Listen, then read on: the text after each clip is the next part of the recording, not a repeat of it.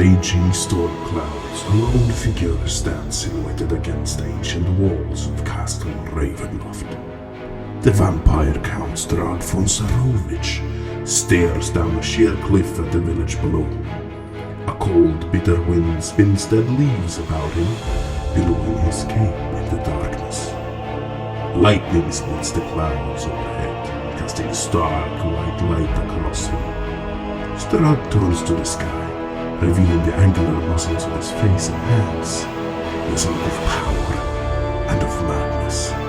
His once handsome face is contorted by a tragedy darker than the night itself. A rumbling thunder pounds the castle's spires.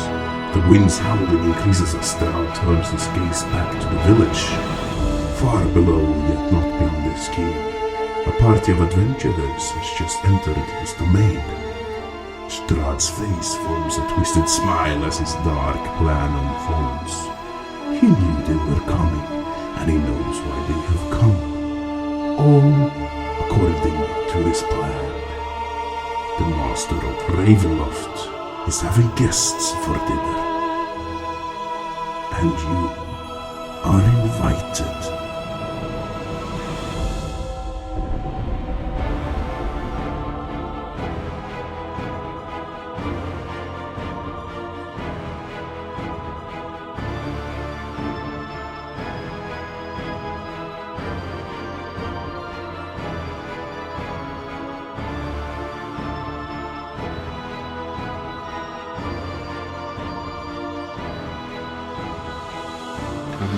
I will draw my sword just in case, but not in a threatening way. I'm just gonna hold it.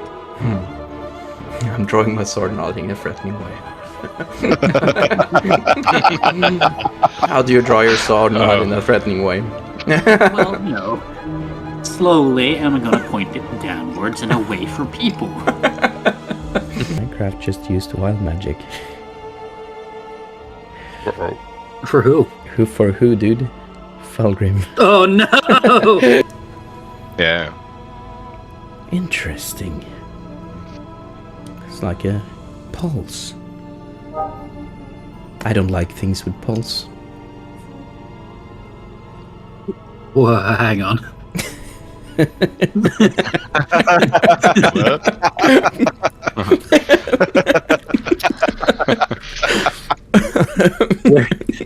Where's the rest of your crew?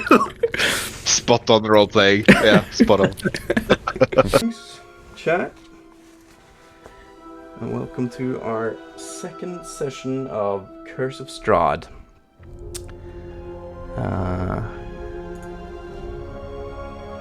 Let's see who's along with us. Molly, Jeanette is there. Thank you. Nice to see you guys.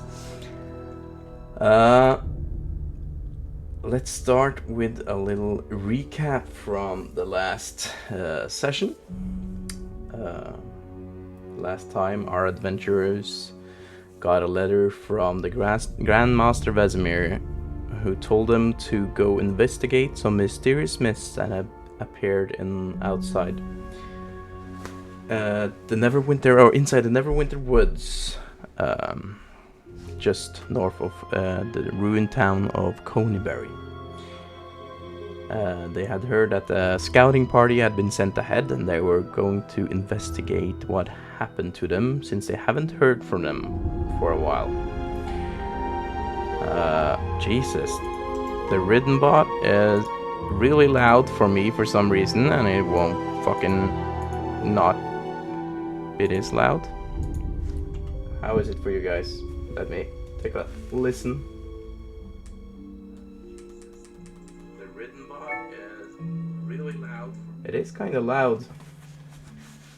For some reason, I can't control the volume for it. Have no idea why. I think you fucked up my camera. Oh no. Great start. Great start. What the fuck happened? Or did you reposition yourself? No! Okay, let's fix that. Hello. Or did... There we go, now you're nice. Look at you. And I see Here, David perfectly is in between also two a pillars. little bit weird there. Let's see. There we go. Now he should be fine. All right. Well, for some reason, searching, it says. What the fuck is going on? Play. What the fuck is going on? The player is not paused. Well, now I can't hear it at all. What the fuck is going? Clear. So, welcome to technical difficulties. Welcome to technical difficulties. Today we learn how to repair Discord. No, yeah. Why is this not working correctly with the fucking music? Oh well. Thank you for the bits, Kiwi. Well, back to the recap.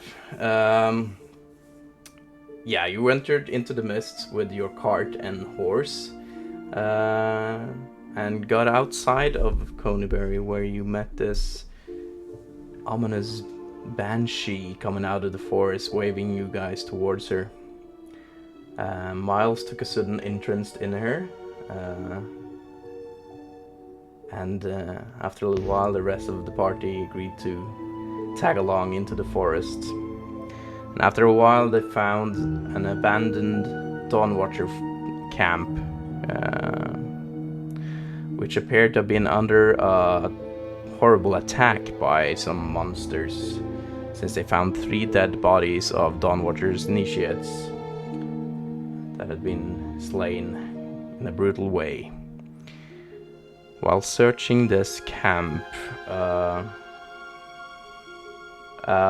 quite nervous and afraid initiate named Willow, Dawnwatcher initiate Willow, looked around camp and found a man running towards him, yelling that the wolves are coming.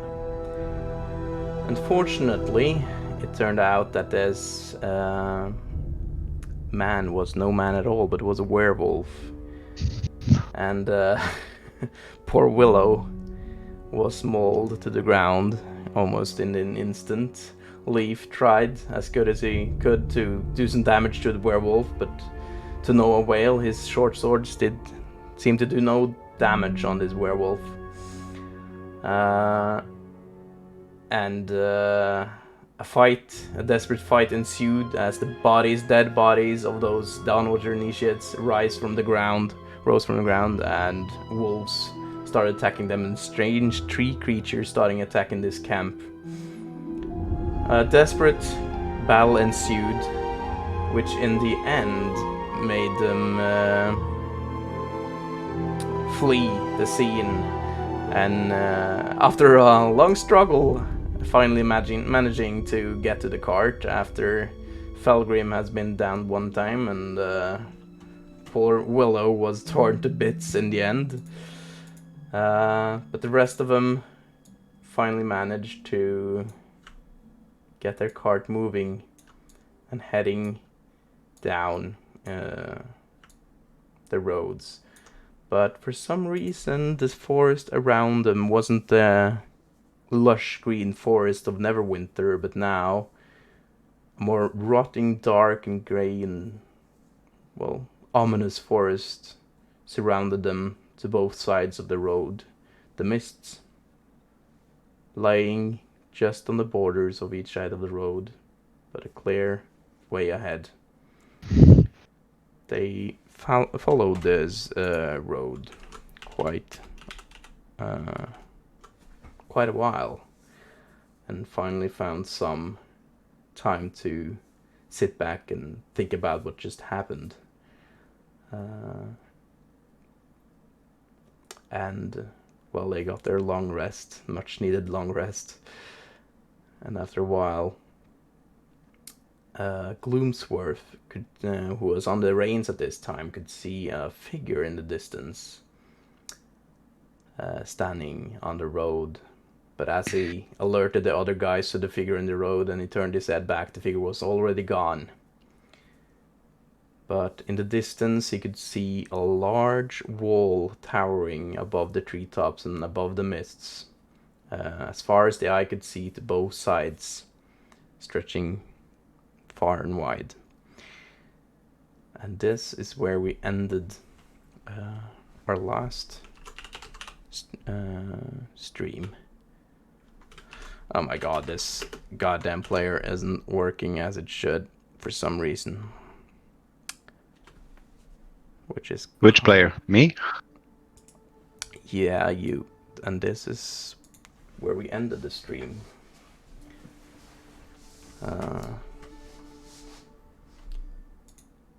You're still... Some of you... Yeah, you were just woken up by Gloomsworth, who alerted you guys to this strange hooded man who was standing in the middle of the road, far in the distance. And yeah, this sight of this large wall. Quite featureless yet, because he's still a bit away. This is where you guys start today.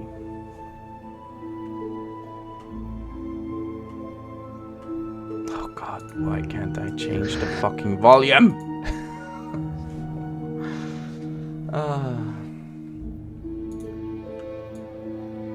Okay, so Gloomsworth waked us up, right? Yeah, he woke you guys up. Ah, dang. You're welcome. Sup? There is a wall appearing. I think you all should wake up. Wait, what now? What? Come out and see. There's plenty of places, spots on the roof. You know, Felgrim is gonna climb on top of the roof. Is there any gates to this wall? Well, you're still quite ways away from the wall yet. You can see the road is still leading quite far a ways ahead, and it twists and turns. You can't see any gates yet. But you can clearly see that the road is leading towards this wall.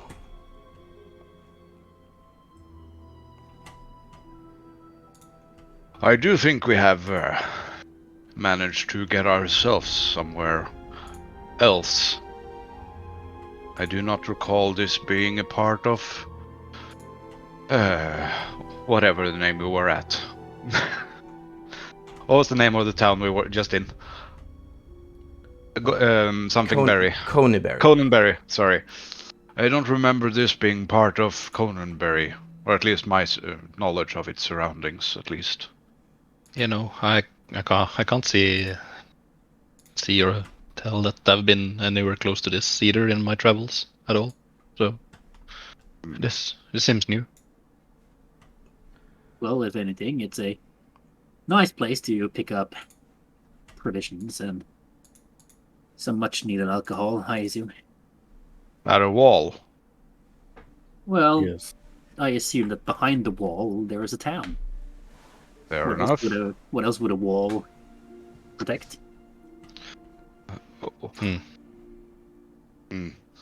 I don't know. Perhaps. If we see some townsfolk, we will stop by.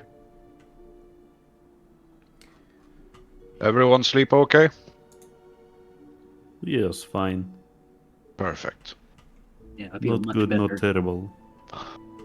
There hasn't been any wolves chasing us, at least. Anything else? Not that I know of. No.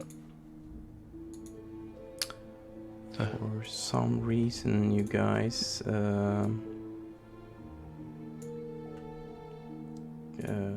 your cameras aren't updating, but my camera is. Oh, But look at that. I don't know why, but I can see that it's working when I open the browser. So I don't know what happened, dude.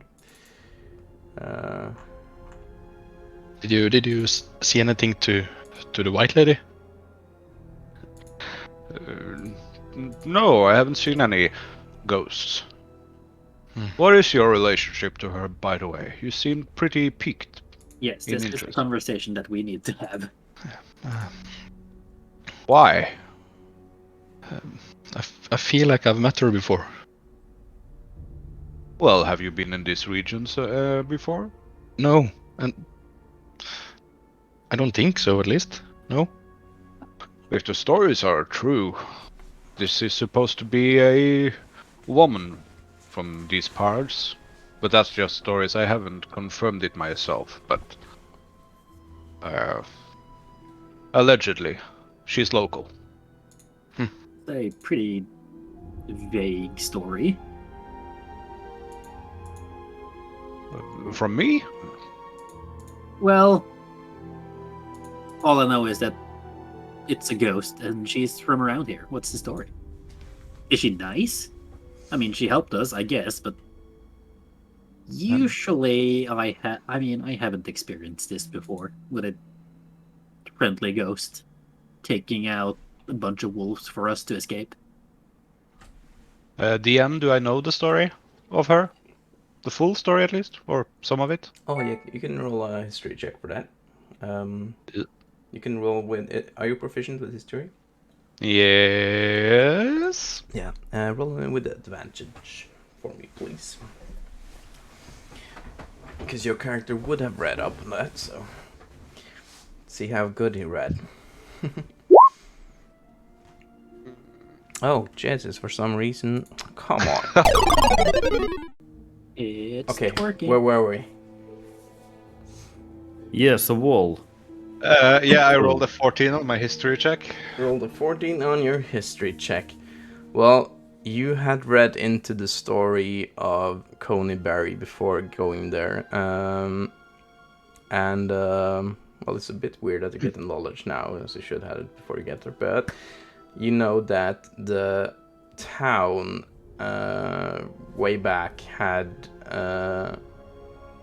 they had kind of worshipped this banshee for this lady of the forest. Kept her in high regard because, well, as long as they didn't disturb her territory or her little secret cove, and they made her offerings and such from their crops, it seemed like she protected them or kept them under her, kept the villagers safe, and then they kept her safe. But that was until some bandit raiders came and, well, they sacked the whole village, burned it down. But the villagers, they knew that they can flee into the forest and they would be safe there. And as the bandits fled or chased them into the forest, none of those bandits ever came back. But you know that a lot of villagers survived that day because of this spirit. And her name was Agatha, if I didn't say that. Okay. Well, as the stories are, the woman's name is Agatha. Apparently she was worshipped by the town before it was sacked, and according to texts, she protected the village in some capacity. Okay, so a nice ghost. Potentially a demigod. But it's strange because I've read that she needed some sort of an offering, and we didn't do that. Okay, so doubtful demigod. We But did that's- offer Willow. Too soon, man.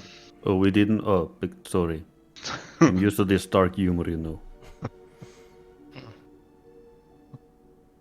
Well,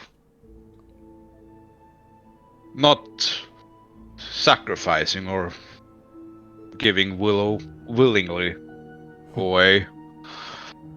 I don't think we offered much of anything to her, but... Well, you said you've seen her before, or is it like you've seen her in person, you've seen her in visions, dreams, while under some unknowledgeable substance?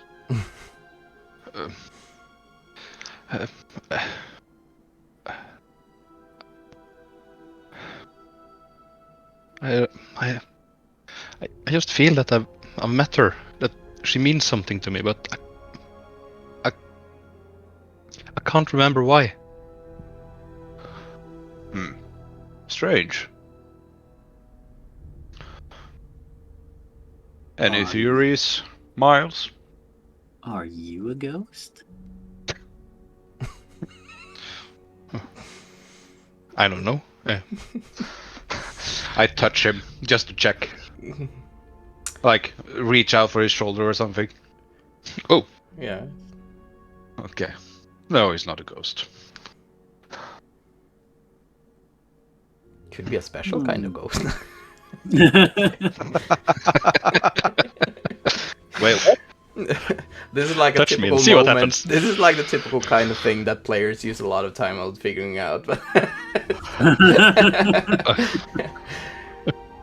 there's this insignificant tree stump. Are you sure it's insignificant? It's a door! You know. Well, But she has led us to this point, right? So Yes. But when we don't know when if- did you see her last, if I may ask?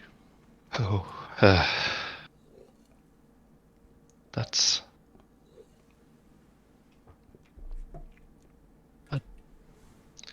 at least a few years back. Well, if we're going back, we might stop and ask her if she is familiar with you. As I have no other theories about this. Yes, let's communicate with the ghost. Why not? She was friendly, wasn't she? We don't know that yet. And Oh, she has any- helped us, right? So Well, yeah, anything that turns the tables in our favor from either a ghost or anything else is a good thing for me. Well, leave it up to me to be the pessimistic and careful one then. I acknowledge that you're pessimistic. Yes. What? well, How? as you guys continue down the roads and you can see the world is getting closer and closer, the DM is going to take a little while to inform that we're going to take a break and at around 8:30 because we forgot to inform about that, and during this we're going to be taking a 15 minutes break and then we will start again and end the stream around 10 p.m. tonight. And during the break we will be able to communicate with you guys in chat a little better than we are now while we are streaming, and we will also spend some time in the end of the stream to communicate with you guys, and yeah. And we continue, and you can see your card is now getting closer as the wall gets larger and larger, and well, none of you can really at the first glance recognize the architecture. You could see that it's, well, maybe typically human, but it's really well made. You can see there must have been quite a lot of different architects behind this building project of this wall. You can see resemblance of lines, of dwarven-made lines, and more aesthetic elven-made architecture, but mostly human. But none of you recognize it as any architecture that you've seen in the Storm Coast or Forgotten Realms. But you can see that it's now, it's not been taken care of so much. You can see there's growth on the walls, reaching high up on it. You can see that the tree lines, like the trees are growing, like you can see more new spurts all the way up to the wall. While you normally would have thought that the forest in front of the wall would have been cleared away.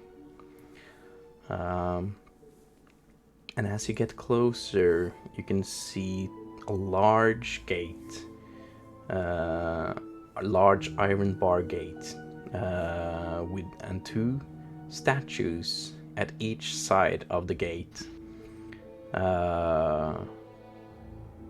looming almost as tall as the gate itself. 2 knights with a shield and a spear. But you can see that they both are lacking their heads, and they're holding their spears out and across over the gate. They kind of look like that Knight Templar helmets, and as you get even closer you can see that the 2 heads of the statues are lying on each side of the road. One right next to the left side, the head is lying right beneath his feet, and to the right side it has rolled away from the statue towards you guys. And I'm gonna change the scene a little here and give you guys a little better look at what you are looking at.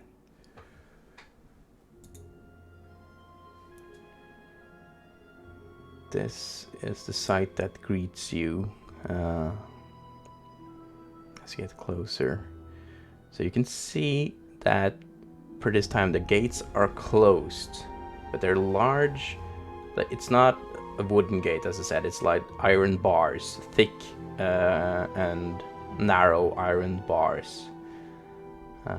You can see that the lanterns are lit above, right next to the statues, but as you approach you hear no sounds. You can't hear any signs of life, like people talking or anyone coming towards you or walking or anything like that. And as I described in the last session as well, there's really no sounds of animals. You're now maybe 100 feet away from the wall still.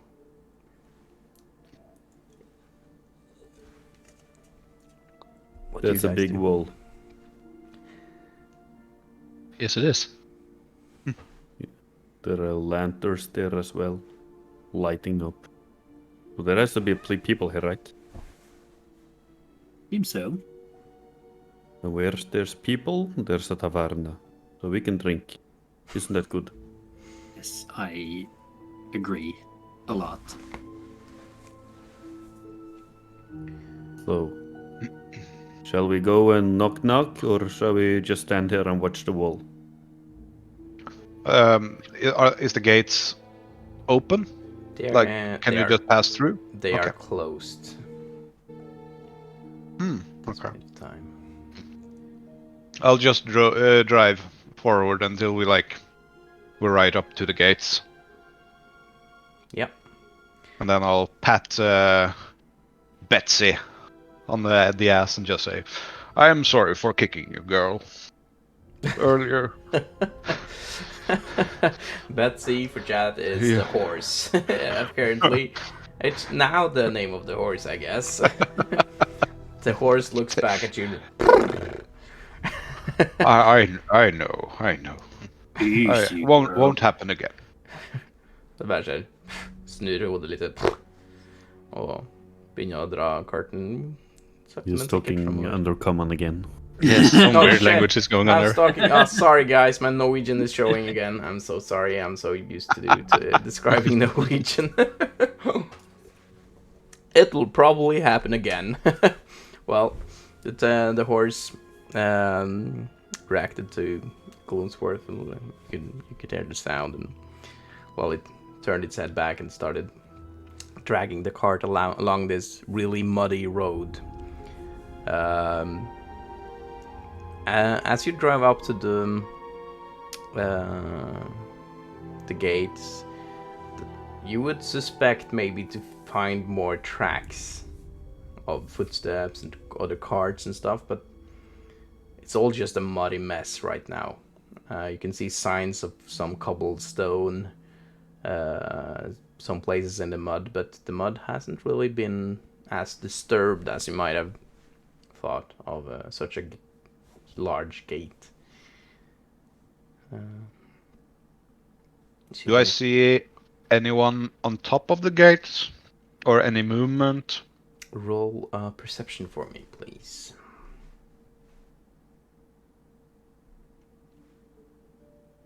13.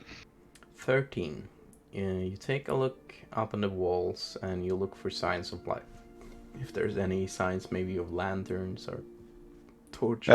Any movement? Any movement at all, but you don't notice anything. But you can see some flapping of some wings.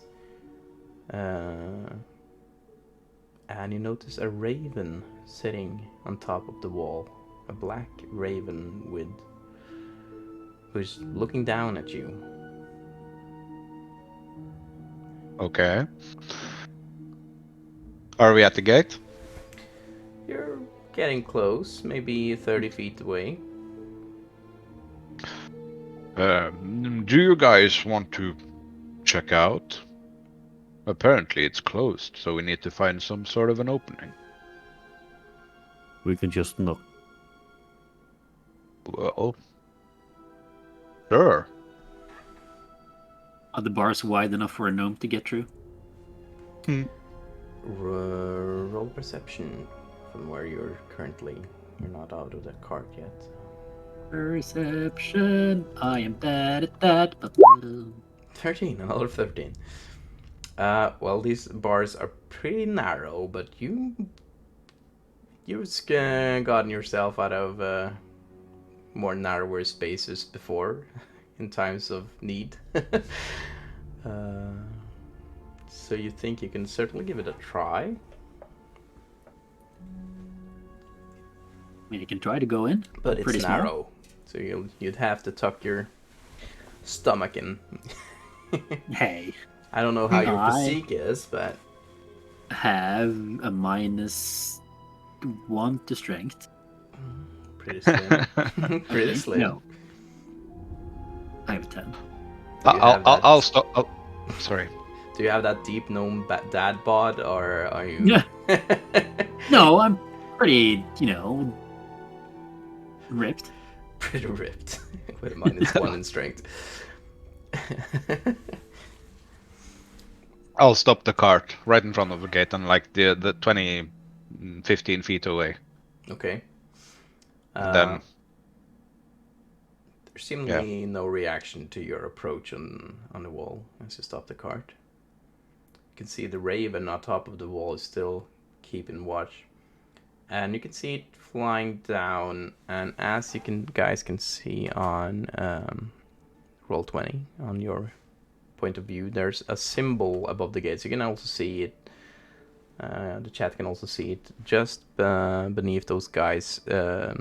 The statue spears is a symbol on the wall, a crest of some kind.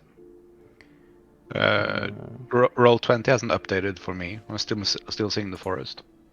Oh shit! There we go.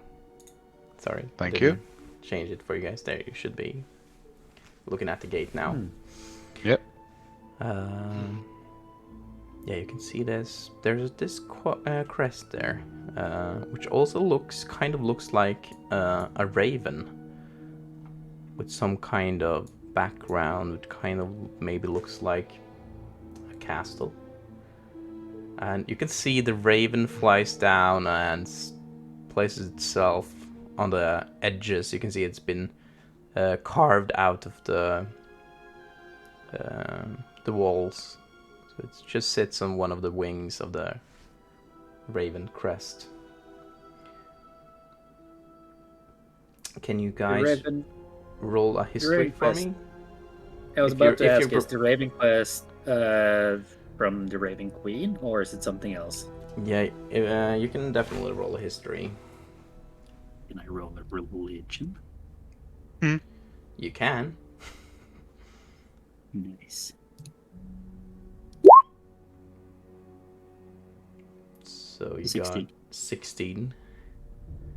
You do not recognize this as a symbol for the Raven Queen. It's not any symbol you've seen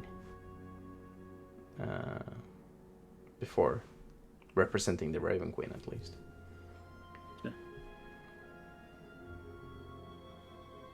Do I know of any symbolism that includes ravens? Well, you do know that ravens are quite holy symbol for your order, Dawnwatcher order. Yeah. As watchers of the dawn, and usually like seeing ravens is a good sign, but you have never seen this crest before in this manner. I am uncertain about this. Miles. No, sorry, Felgrim. Do you know... Can you look for a ledge, button, lever, anything? If you are to pass. Can try to sneak inside and have a look. Well, do I notice any levers or buttons or anything on our side? First of all, I'm going off and checking.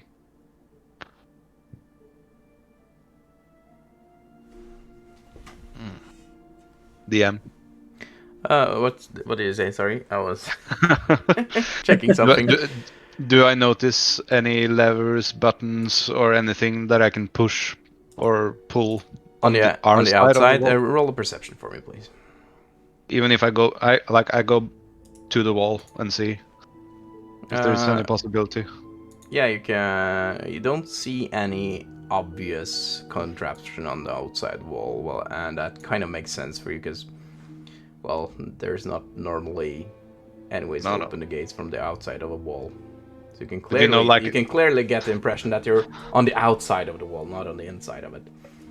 Yeah, but people leave keys under their mats and stuff, so you know.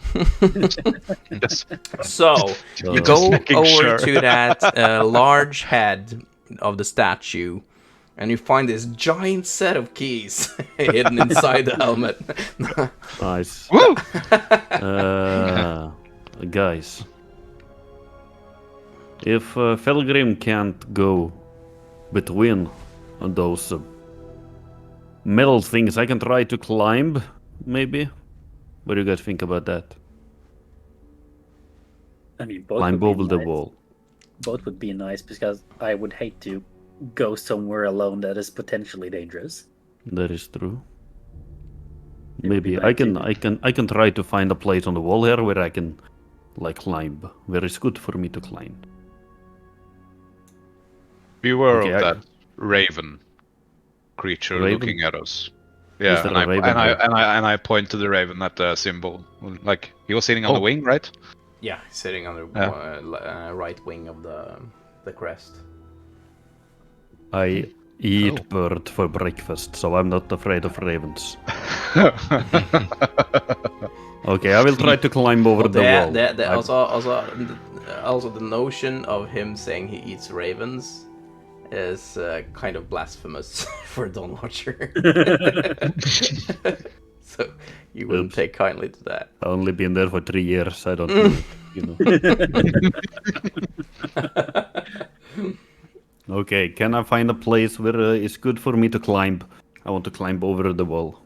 You definitely can. You can start to roll a perception for me, or to see if you can like find the best way to climb. You can see that the wall has seen better days, and there's lots of like crevices and cracks and stuff. It should be easily enough to climb. 8 for the perception. Well, you figure that the easiest spot to climb should be on the statues, because they have a lot of details. So you can definitely try that. I will try that. But did you want to try to climb the wall before Felgrim tried to go between the... He didn't want to go alone, so I'm thinking about doing the same time. I see. As he's starting to climb, I will try to squeeze my way in between the bars. Yes. So, Leaf, you have climbing speed, so you should definitely be able to start climbing. And you easily jump up quite a distance before you start climbing on the statue. And as you begin climbing, the statue feels surprisingly cold to the touch. And as you start climbing, you get about midways up the statue. Like, this wall is larger than it might look. If you guys would have stand in front of the gates, you might have, like the tallest you might have almost reached up to that first vertical bar on the gates. Ooh. So it's quite large, looming above you guys. And as you like watch up on those statues, they look pretty ominous as well. Kind of like the feeling you get when you see the gates to Rohan in Lord of the Rings, you know, those two statues. Yeah, so it feels surprisingly cold. And in the same moment as that, when Felgrim tries to go up to the gates, you can see it's a tight fit, but you should be able to. And the moment you try to like take your body up next to the gate, I need you to roll a dex save for me. And well, Gloomsworth, Miles, how far are you from the gates itself? Dex save? Did you move up to the gate as well? I'm standing back with the statues, looking at Leaf climbing. Yeah, so Yeah, I went back to Betsy as well. You're Back to the you're cart. next to the cart. Make a dex save for me. Could I not? Nope. Auto succeed. Thank you. Yeah. 18.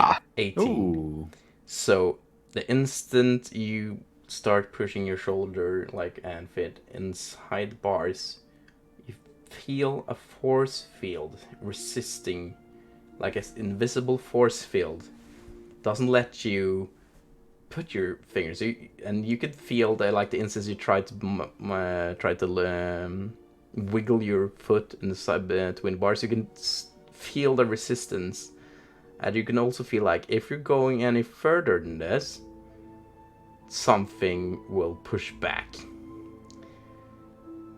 I am gonna jolt my hand backwards and step away from the gate. And I'm gonna say, oh, there are more than one wall here, apparently. What? What you mean? Magic. Oh, Magic? Yes, there's another invisible wall behind there. Really? Should I continue or should I climb down again?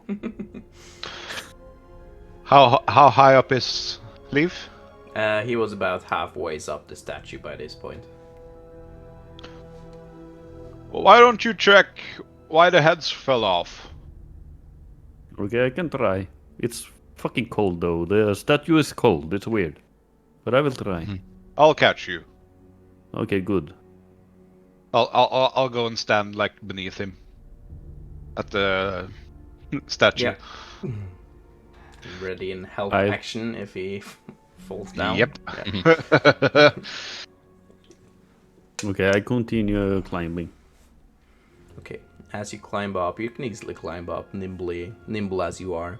First, you jump over to the hand and place your foot on like the spear, and then you launch yourself up to the top of it. And surprisingly enough, you can see that where the helmet once stood, there's actually a hole, like it's hollowed in it, inside on the insides of this large statue, like it's a suit of armor. And And I take up my tinderbox and try to light in. yeah, so take you match this little matchstick and you drop. Do you drop it or are you holding it? If I drop it, the flame will go away, so I'm holding it.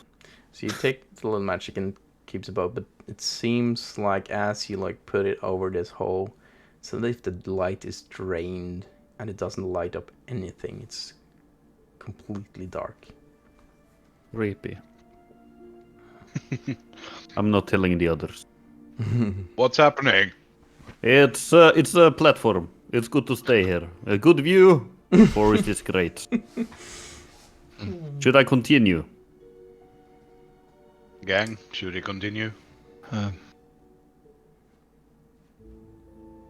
mean, we don't know if there's how far this other wall stretches.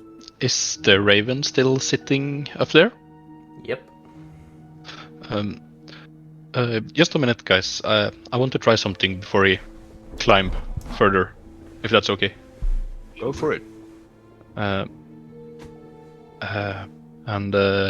you'll see that I'll touch my chest and under my breath utter a few words, and I'll cast Speak with Animals on myself. Ooh, nice. Ew. For some reason the... Oh shit, now I know why. There you go.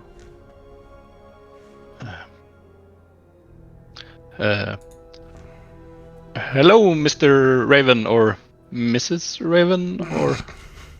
Hello. Are they married? You we see know the that? raven just looks at you, down on you, and... Well... Yeah, like it understood what you said, like the impression of it. But it isn't saying anything. I think that we are kind of lost. Can you tell us where we are? Just a quick question. Gloomsworth, Felgrim, belief. Have you ever witnessed someone casting this spell before? And I'm 270 years old. I would assume so. Is anyone who wouldn't? Now that you can see this man trying to actually talk to an animal. I would imagine I have seen it. I don't know. So you can just start him making these raven noises. Maybe someone should check Miles if he got some heart attack or something. Please, Miles, can you raise your hands up? Can you smile a little bit? He's fine. Not any crazier than normal. Says the guy standing on top of the fucking statue. With a matchstick.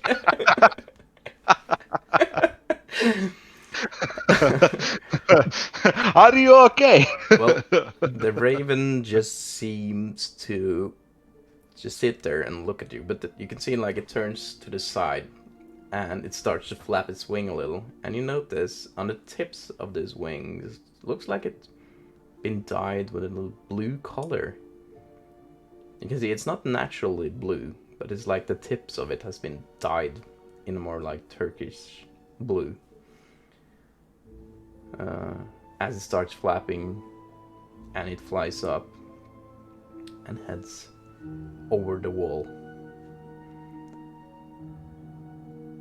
And Where are you going? just as it does, yeah, just as it, like the last thing, like it says, you can hear some, and you understand this as follow, a simple word, follow. And as soon as he goes over the wall, and Leaf, you're also looking at this top of the statue, you can actually see it kind of in an instance. You can see some flicker of the same force field that Felgrim said, and it looks like it gives away for the raven, and you can see it forming back. So you can see like this little glimmer as it passes through, and then you guys can hear the gates. It starts opening by themselves, and you can't hear any sounds of any like opening mechanisms. You would just suspect to hear some chains being pulled or anything like that, but they just open. And Felgrim, you like step back a little as it starts opening in front of you, and it's open just enough so that you could take your cart inside. Leave. Jump. We have to go. I will rather climb down. Your shell is hard. But I my catch is officially- great. True. I officially don't like this anymore. The Raven said that we should follow. So I Me? guess To me, it sounded like "Quah!" yeah, that means follow in Raven. That means follow it, Raven. Every day you learn something new, you know. That means I'll that is what you do. remember that then next time I speak to a raven. I hope there's no Wow. Raven experts in chat right now. No, that means something completely else.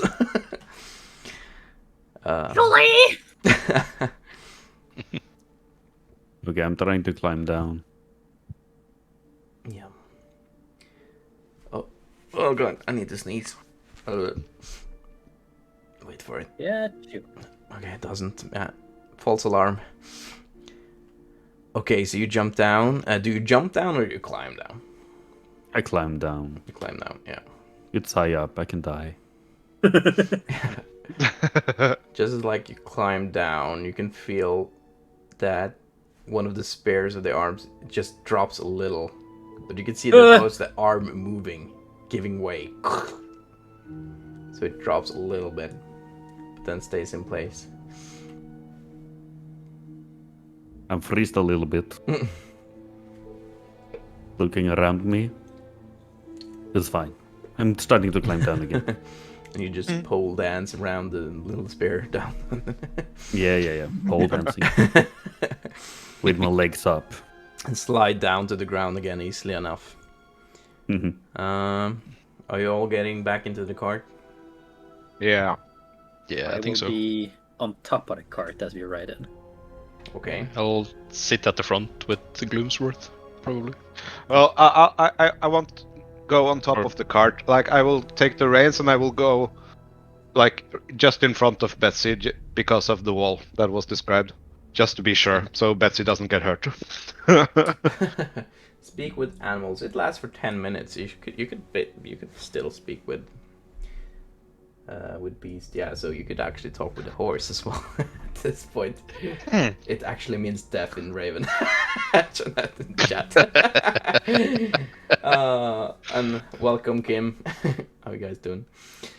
Yeah, I'm also dyslexic in Raven, so that might. I'm dyslexic. Oh man. But yeah, I'll like I said, I will walk like 5 feet or something in front of Betsy. You know, just dragging her with me, Okay, yeah, walking okay. slowly. Yeah, so taking the lash and start walking slowly towards the wall. Yeah, and keeping my arm out just to check if I feel the wall he was talking about. All of your I forgot to mention, but this whole road was very muddy, so all your boots and feet or paws. I don't know if you're using boot sleeve or you're just going all natural. Boots. Cat with boots. They're quite filthy now. Feels the mud was quite cold, so you can actually Gloomsworth at least still staying in the mud can start feeling your feet is getting a bit cold. Are you wearing boots as well, Gloomsworth? That's a turtle. Nah, Because I'm all natural. I can't really imagine how would turtle boots look like. But anyways, Heavy. you start pulling the cart, and the horse starts following you. And Miles is sitting on top of the cart. And Leaf, did you go inside or did you stay outside? I will try to be a little bit sneaky, trying to be in the shadows, close to the cart all the time. Okay, so you move a little on the sides or in the back of it. Yeah. Roll a stealth check for me, just how smoothly you can do this. The cart is moving. 11. Jeez. Try your best to stay out of the... Well, to stay unnoticed. You start pulling the cart towards the wall, and you can see the gatehouse is actually quite wide. Like maybe when you get inside, you can just see the ceiling just follows, and there's no like hatches or anything that you would suspect maybe to see inside of a gate. And it continues maybe 50 feet, so it's quite thick. Until you get to the other side, where you can also see similar iron gates have opened inside. And as you all the time while you pass through the gates, you get this ominous feeling of being watched, but there's no one around to see. I hate ghosts.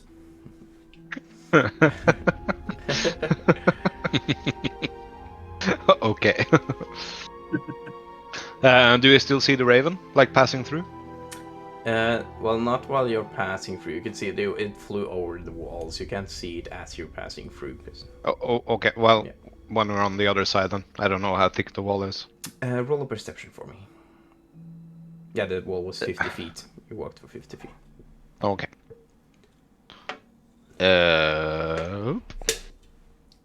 15. 15. Just as you get outside of the wall, you can see the raven, same raven. It's flying in the air in circles, like it was waiting for you guys.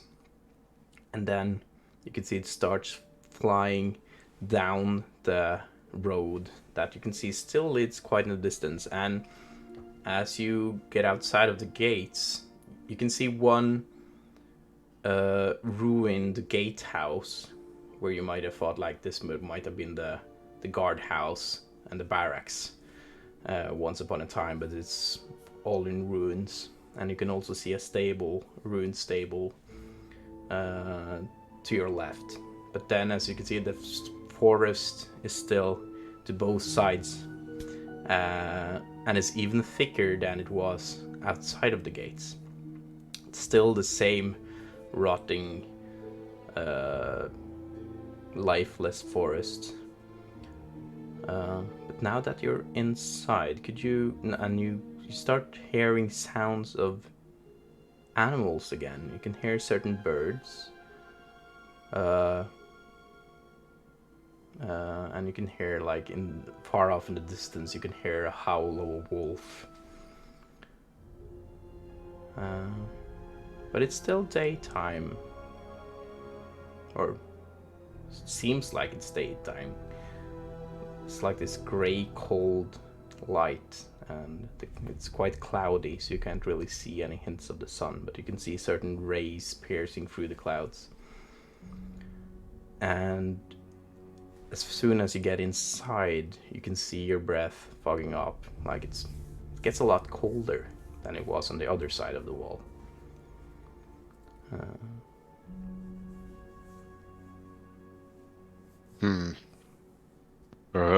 Guys, should we check out the rubble?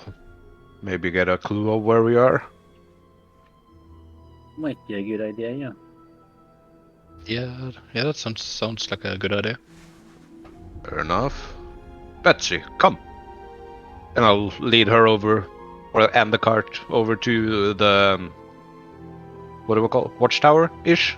Yeah. Or the rubble off? Guardhouse. Guardhouse. Gatehouse, yeah. Is it like, is it something that you can rummage through? It's quite fallen apart. There's not much left of the foundation, but it was like built into the wall. Well, there's a lot of rubble. You could make an attempt to see if you can find anything. Is there anything in specific you're looking for?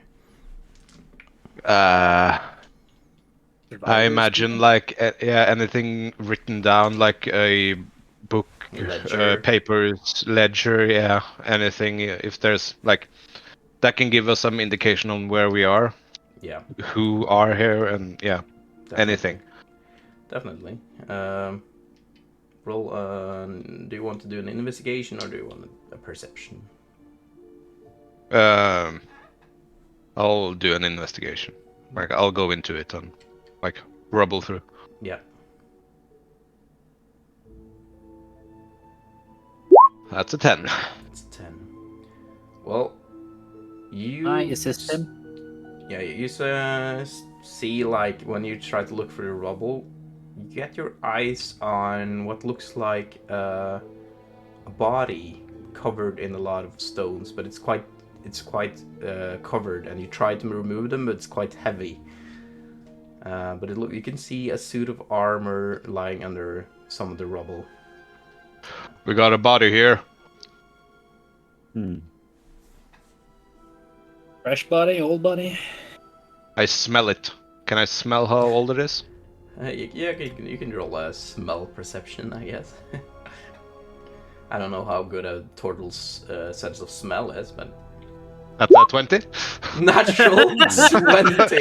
No, not natural. Not natural. Oh, it's not natural. Okay, like, yeah. Yeah. Okay. Unnatural 20. Unnatural 20. Okay, so no counters.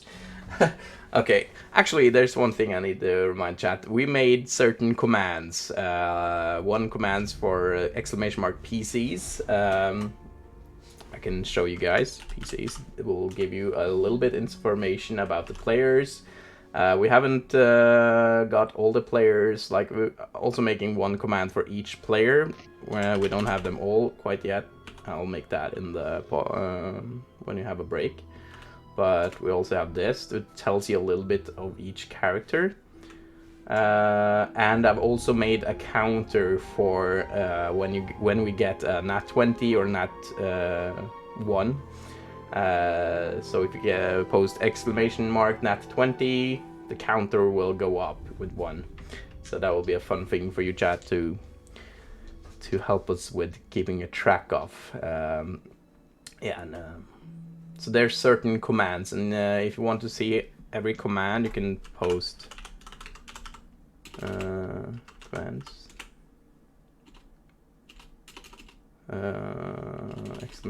Commands, and it'll get a total view of all our commands. Okay, back to the RP. Smelling. Back to the smelling. You got a 20. You like reach your head towards where you can see the rubble and take a good sniff. Yeah. I bow down and. What are you doing? And smelling. Well, you're used to the smell of death and decaying corpses, but you get no specific smell out of this. You get like this metallic smell of the armor and the rust, but like it doesn't smell like the point of this was just, is it decayed or not?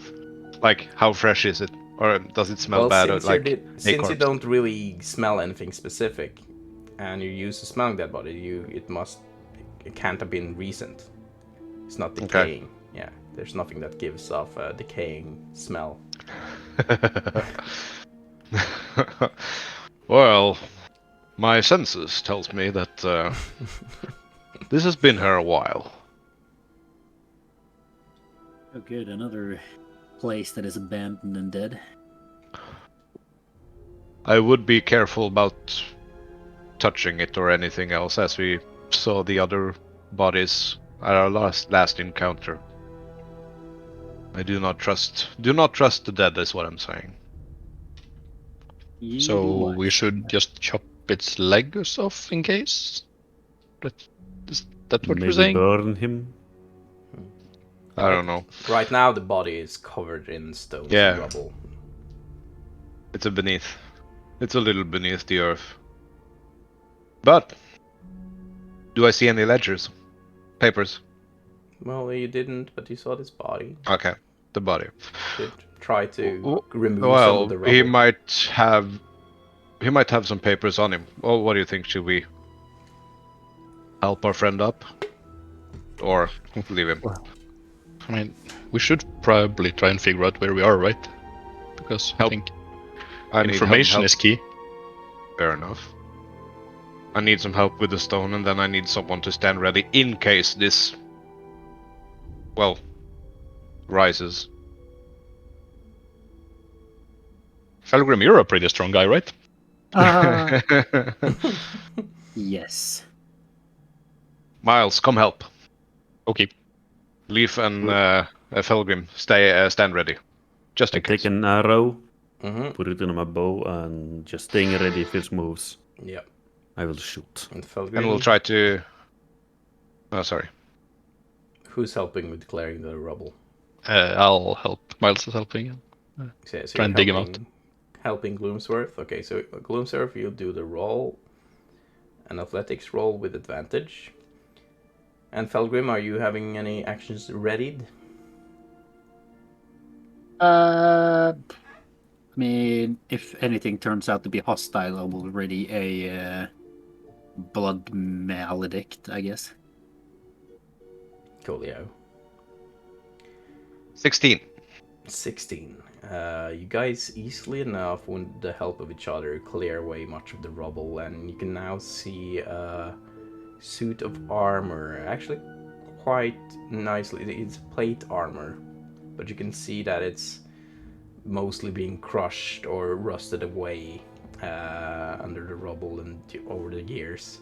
But you can see the same, it's been gilded with the same crest that you saw on the outside of the gates, that Raven Crest.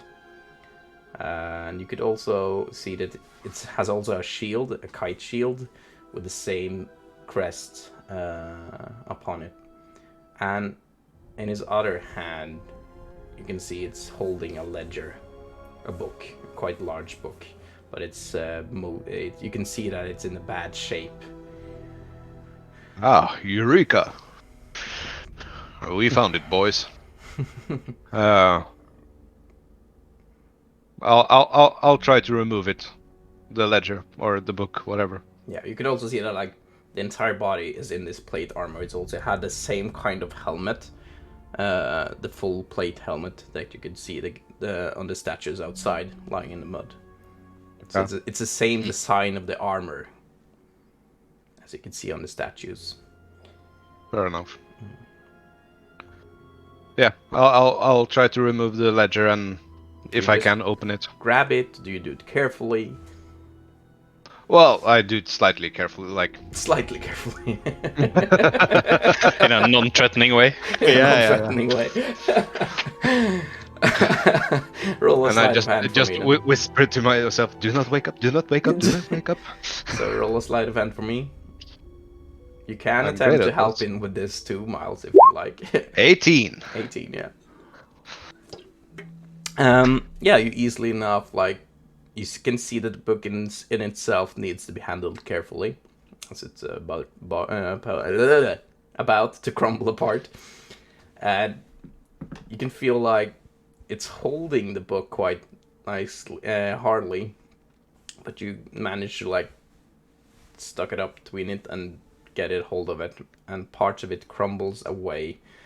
And you can also see in the engravings of the leather, the black leather bindings of the book, the same crest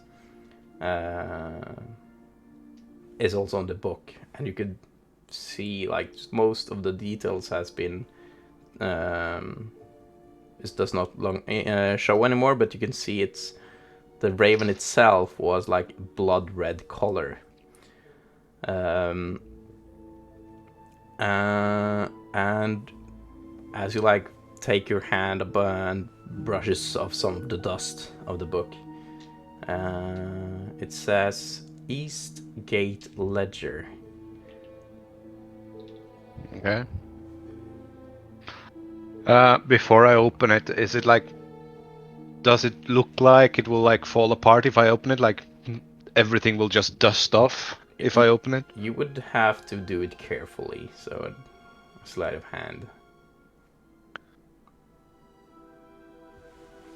Let's take this inside the cart just in case there's a huge chunk of wind coming. And it just crumbles Exactly. away.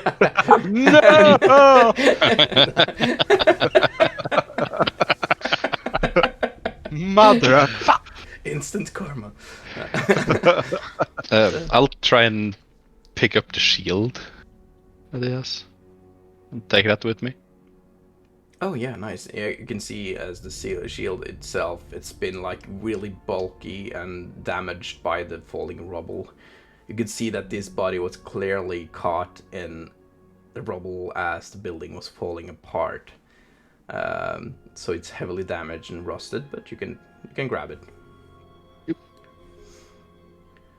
And it has that same crest upon it, but it's so rusty. You can see it's really good. Like it's good craftsmanship, and well, not any ordinary guard you would imagine having.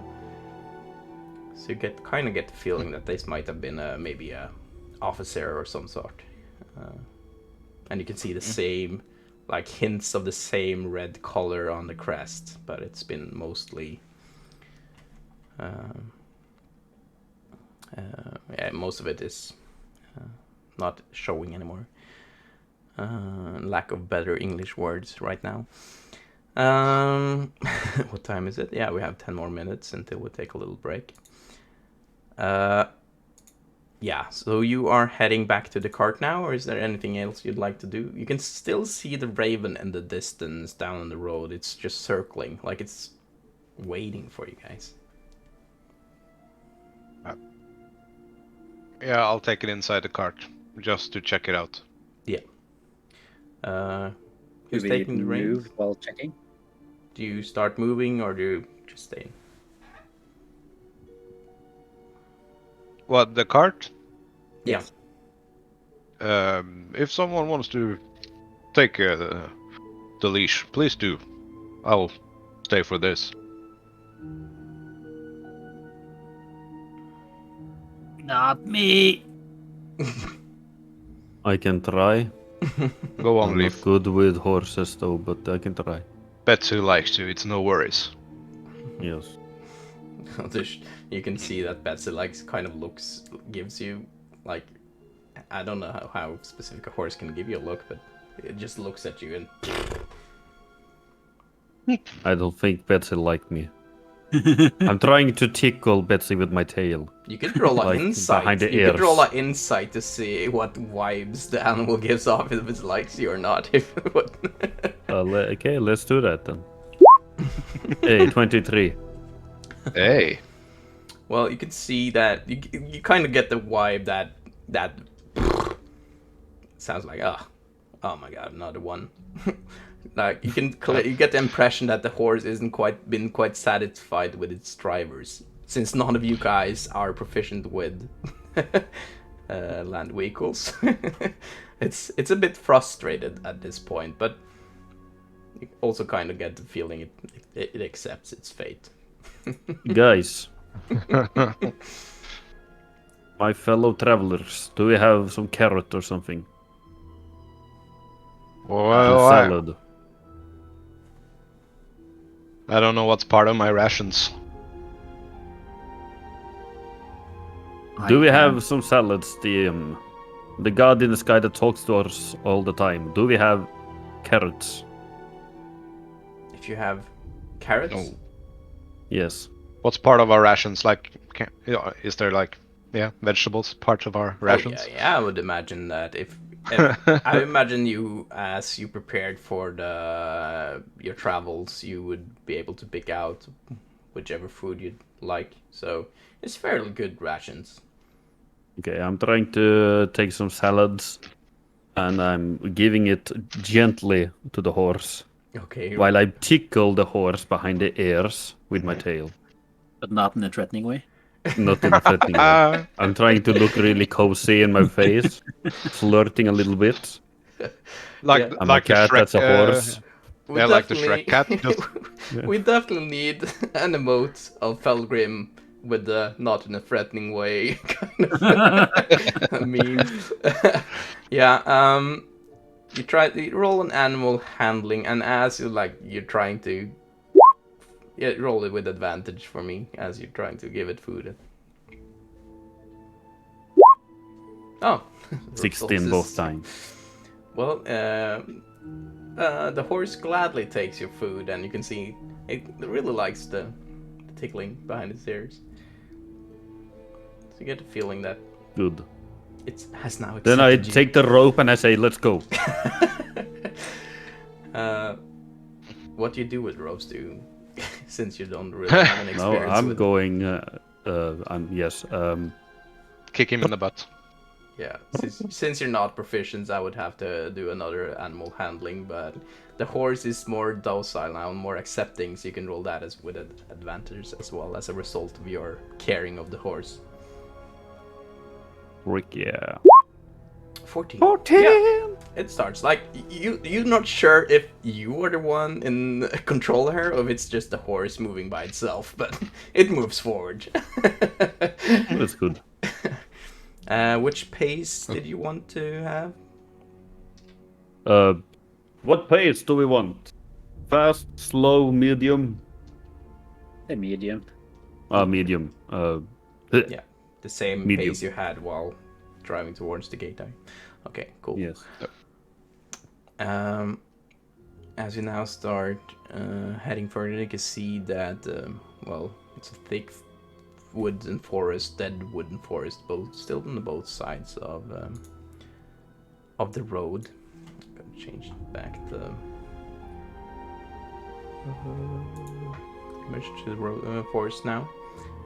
And as you get closer, you can see the raven just about maybe 60 feet ahead of you, just always stays about 60 feet ahead of you guys as you travel down the roads, and it keeps going straight for a little while. Gloomsworth, while you travel, it will maybe in the next 15 minutes the road just keeps continuing mostly in a straight line. I'm inside the cart, so I don't see that. No, but you have like there's a set amount of time now that you would. Okay, yeah. Yeah, I'll try to finally, in a non-threatening way, open the book. Sleight of hand, please. You could. Do you have any Remember tools? to, Do you have any tools? Maybe you could use to do. Tinker's tools. Yeah, but you could use tools to maybe do it in a careful way. Okay. So that Well, gives you a proficiency +2, doesn't it? While you use it, or the advantage, I guess. I have a bottle No, of antitoxin. Isn't it just a? Oh, what's the roll for that? I think it's a dex roll plus 0 proficiency. Yeah. I'm not sure. Plus the tools proficiency. Yeah. Yeah. Oh, 19. 19. yeah. Well, 21 actually with the proficiency. Yeah, so you can easily enough handle the book with great care. But what do you use? When you use your tinker's tools? What parts of the tools? What do you do? Like if I have, whatchamacallit? Pincher? Yeah, like a pin. If I have some sort of like a pincher and like some sort of a not exactly a knife, but some flat surface that I can use to turn over the pages with. Yeah. Like try to avoid using my hands as they are quite not. Well, yeah. Well, not yet. Yeah. in lack of better words. In lack of better words. But yeah, just like turning over the pages carefully with some sort of a pincher and a flat surface. That would be it. I need to sneeze, but it won't come. False alarm again. That's what she said. I was just about to. Let me have a little look-see here.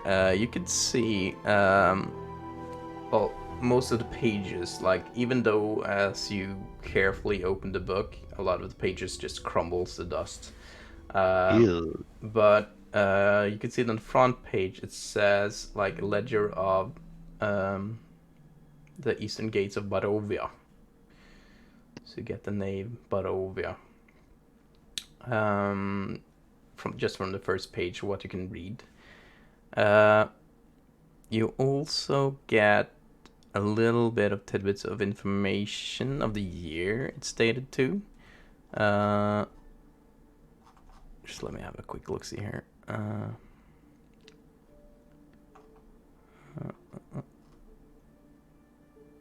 Just...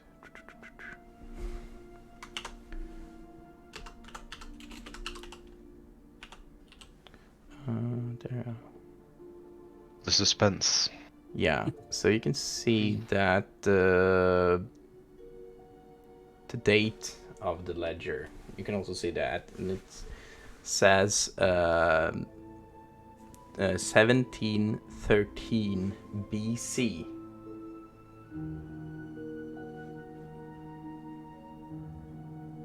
That's the date you get, but the rest is you can't really see what was commented.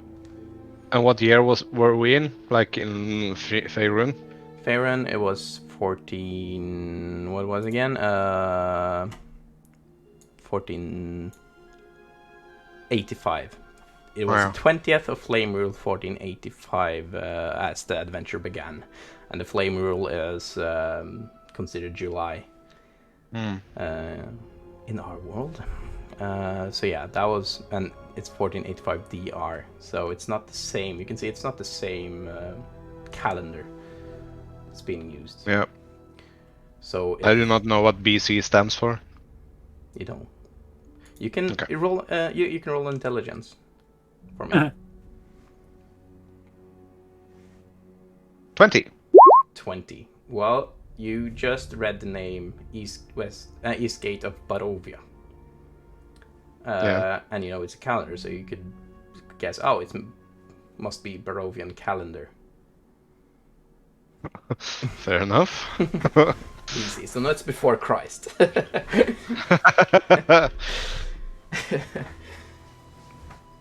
What is this entity? So Calendar. So you figure out this place you're now and must have its own calendar. And so Is anyone sitting in the cart with me? Gorgeous. Oh yeah, George is George. actually the spellcaster initiate. Did you It's only him, right? find anything interesting, Gloomsworth?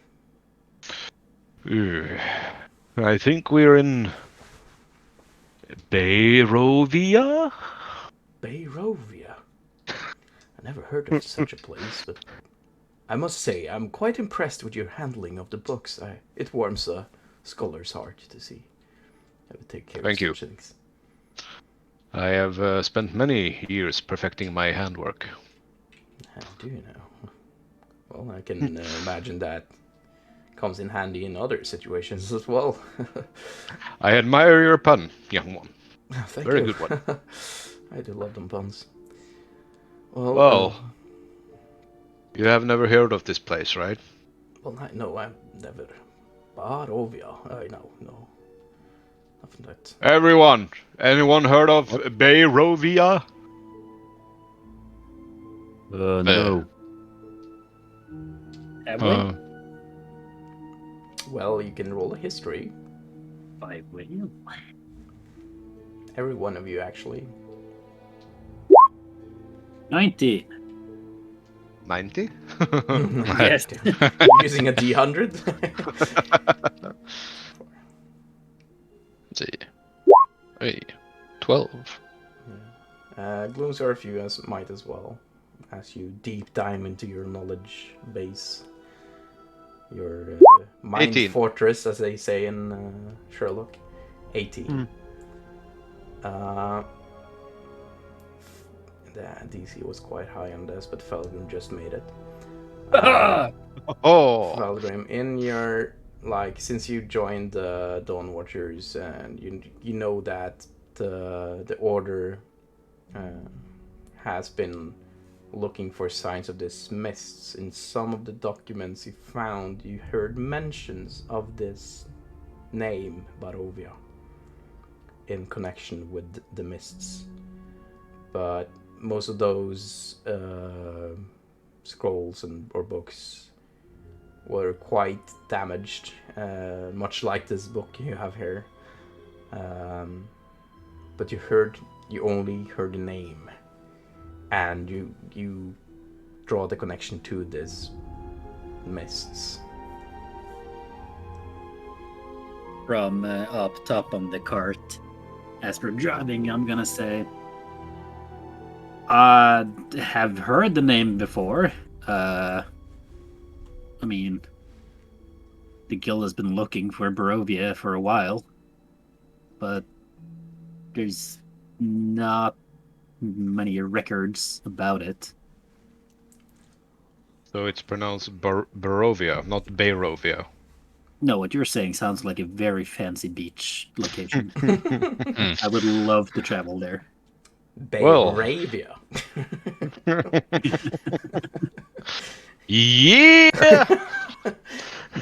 Oh, it's that kind of campaign. Sweet. No, Beach party. no, it definitely isn't that kind of campaign. I am All glad I yours. brought my swimming trunks. Here. Does a turtle Wait. need that? Yeah, it's kind of Well, like Donald Duck in that regard. I have my shell. Anyways, as you guys having talked, who was it? Yeah, I believe you were on the reins. You can now see the forest starts turning in a slightly turn in a large turn to the left, and you can see in the distance that the forest starts to clear on the right side of the road, but the forest is start to recede a bit further ahead on the left side as well, but maybe not more than 40 feet away from the road, and the forest still looms on quite thickly on the right side. But you can see that some fields are opening to the left, and around you in the forest you can still see the fog is quite thick. And just as you can see the raven starts going to this to the opening or exit of the forest, the mist starts converging, filling the road ahead, and the raven disappears inside of the mists. And then the fog clears again and starts receding, and you can see it keeps it recedes back into the forest. And you're maybe, as I said, the bird was moving about 60 feet away, so you're still 60 feet away from the exit of the forest. Okay. Two roads? Yeah, you would also see that, Felgrim and Miles, if you were outside. Having played RPGs before, if the quest marker is over there, we should go the other way. Maybe I will check a little bit. I flip the coin and ask for guidance. Ooh, nice. Right. Dark side. The dark side. You flip the coin. Could you describe your coin a little bit for us, Leaf? And how you Describe it. It's I don't know what kind of metal it is, but it's got this light side and this dark side on it. It also have a picture of something, maybe a raven, maybe something magical. Who knows? But Leafy always has this in his hands because of luck.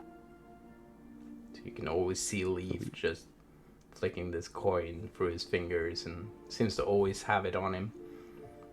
And Miles, as you're sitting next to him, you can see him flick the coin and it lands on the... Do you show which side of the dark? Like, do you keep it hidden or... I keep it hidden for myself, yeah. Yeah, so you might look towards it yourself. Because the dark side. Yeah. And nothing happens. You can see as the coin lands in your hand and that raven symbol, it starts glowing red. It has never done that before. And Never. It starts emitting a bright light in a 30-foot radius around you. A bright light, but it has a red glow to it. So Miles and Felgrim and Gloomsworth were sitting inside. You can see there's just this red light emitting from this coin. Whoa. What are you? What's happening? I don't know. This never happened before. Can someone tell me? Can someone help me, please? George! What is going on? Why is everything red and blue bright now all of a sudden? Yeah, it's quite bright. Can I roll an Arcana check to see what's up? Yeah, you can. 23. 23. You definitely get a feel of this coin that something is magical about it, but you have no clue which school of magic. But there's definitely a powerful enchantment on the coin. Okay, you can turn off your magic coin now. It's fine. I'm sure everyone knows we're here now. I'm trying to slap my coin. Nothing happened. And you can see that the red light comes from the dark side of the coin. I don't know what to do here, guys. This never happened to me. This is all news.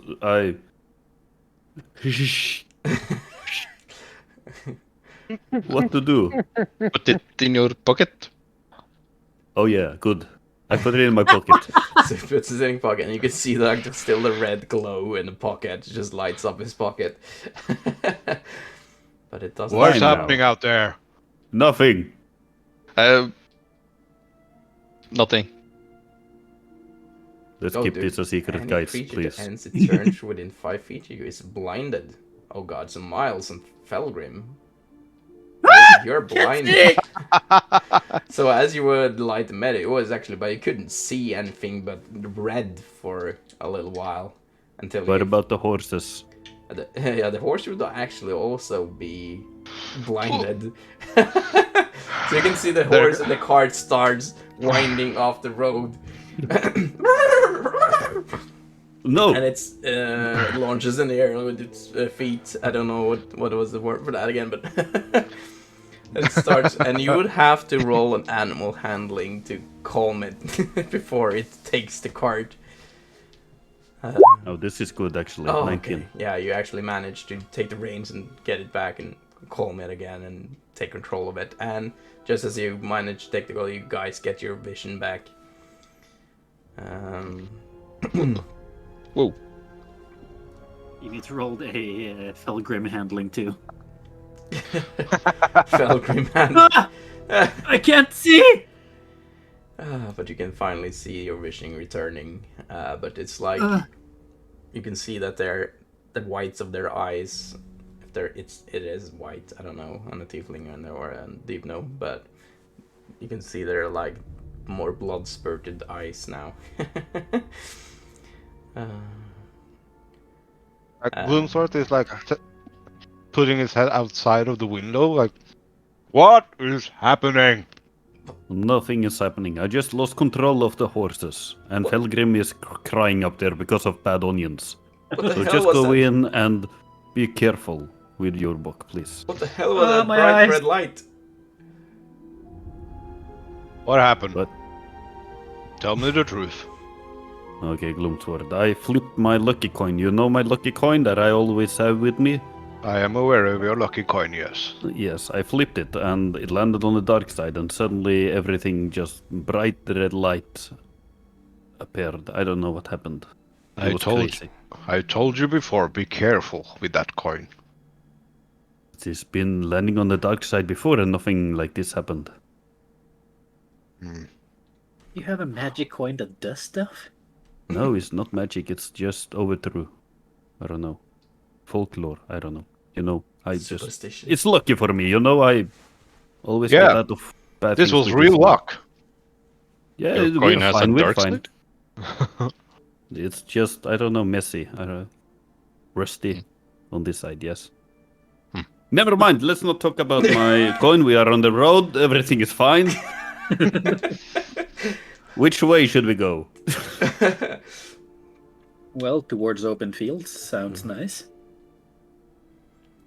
And as you can see now that the clouds are clearing, and you can see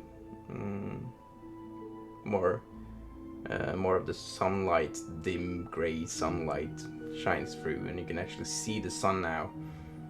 But the normal orange, yellow light that you could see from the sun, it's not so here. It looks more like a cold light, cold bluish light emitting from it.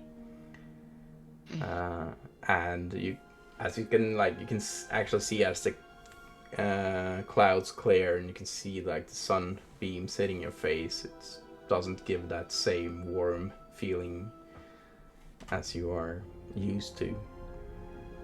And the raven is no longer anywhere to be seen, but as you get closer, you can also see that the fields that are opening towards you are clearly farm fields. But it doesn't look like there's any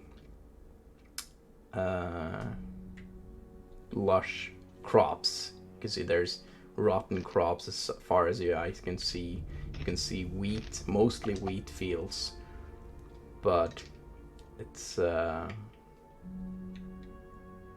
mostly darkened and whistled. And you can see, like, in the distance, some buildings that looks like small farmhouses on the fields, but you can see no lights being emitted from them. And you can then see the road still leads quite a while further ahead, and it twists and turns a little bit. You can see it leads up to a large hill, and on top of this hill is a house. And this house kind of sticks out because it's not a farmhouse like the other farmhouses you can see. This looks like like a building. How do I describe this in English? A row house, more fitted for a city, not on a field like this, but it sits atop of this hill, and on the side of this hill is a stable that seems like it's in disarray, and on the other side a little farmhouse, or a little fjøs, Barn. Yeah. Thank you.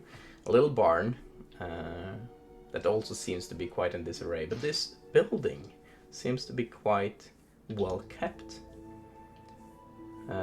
It's a brick building. As you can see from the distance, it looks to be several stories high, and there seems to be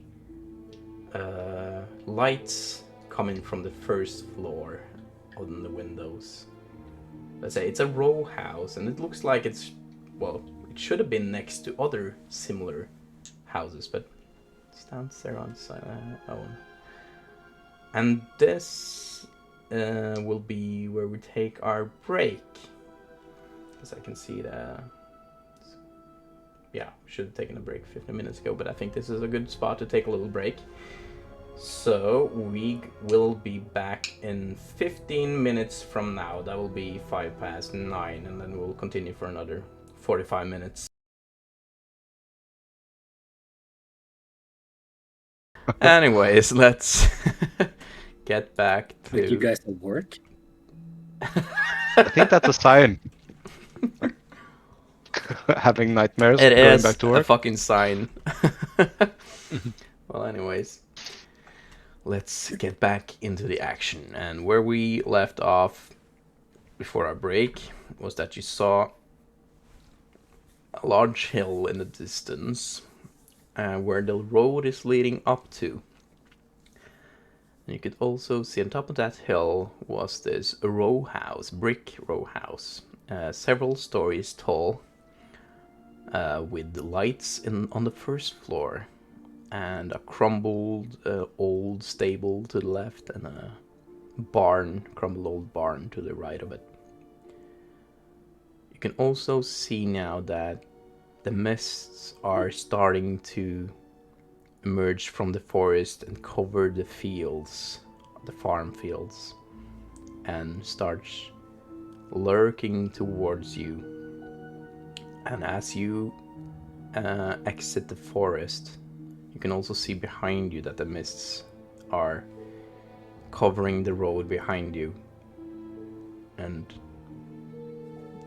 starts going out of the forest, and it kind of looks like it's, well, following you or something.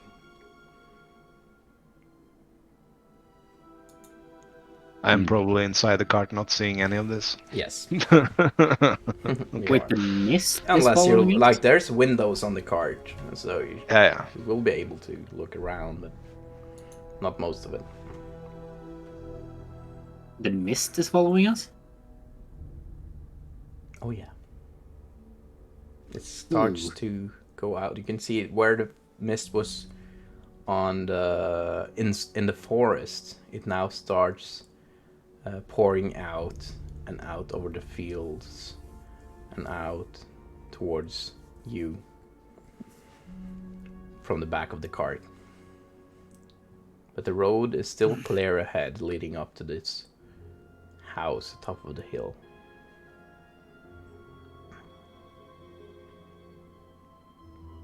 Well, I don't see anywhere else to go. No. This mist, though. I think it's too mysterious.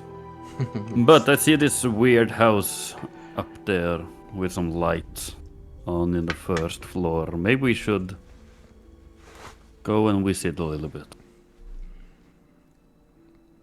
Yeah, again, I don't see anywhere else to go, and it seems like this raven that we found earlier wants us to go this way. And it seems like the mist is trying to back us up into this house, so whatever is happening here, everything leads there. What do you think, Miles? Do you guys have any experience, this comes from George, have any experience with mists following you guys? Or this is normal, like, there's nothing about this place that's normal.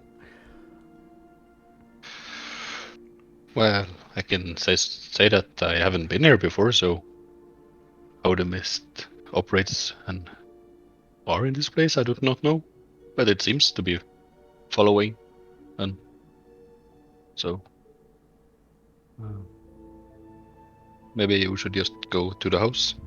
Well, it's the I think first so. sign of That's probably a good idea. civilization we've had in a while, though. Like actual. Yeah. Maybe they'll have some hot food and drinks for us. Oh, that would be something. And it's been a little while since you all have been eating as well, so you can feel yourself getting a bit hungry and tired from your travels. And It might. and you can also feel yourself getting cold, as is described earlier when you got on this side of the wall. You can see your breath fogging up in the air, and it's much colder than it was on the other side of the walls. And you can see like this thin layer of fresh snow on the ground covering the fields.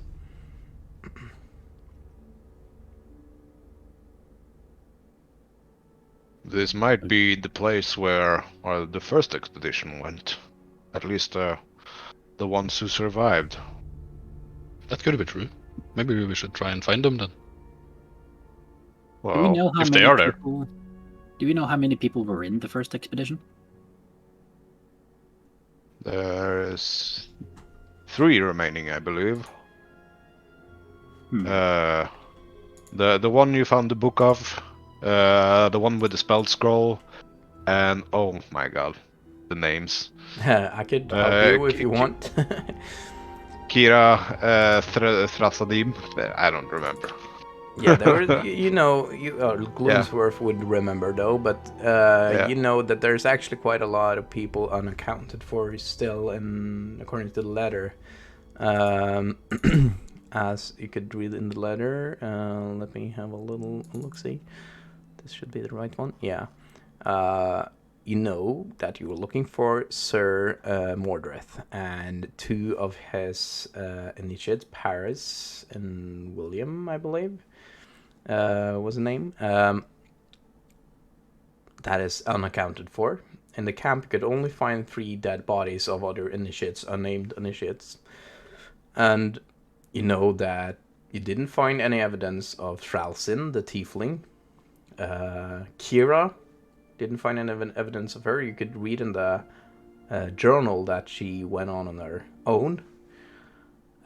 So there's actually quite a lot of people. So Helmet, Sir Mordreth, 2 of his trainees or apprentices, Kira, and Thralsin. So at least 6 people unaccounted for yet.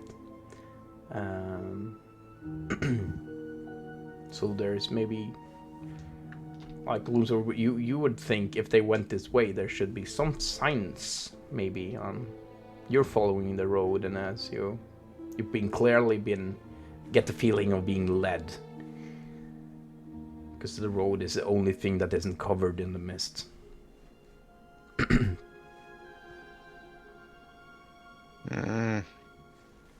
Well, as they say, all roads lead to Waterdeep. Let's go.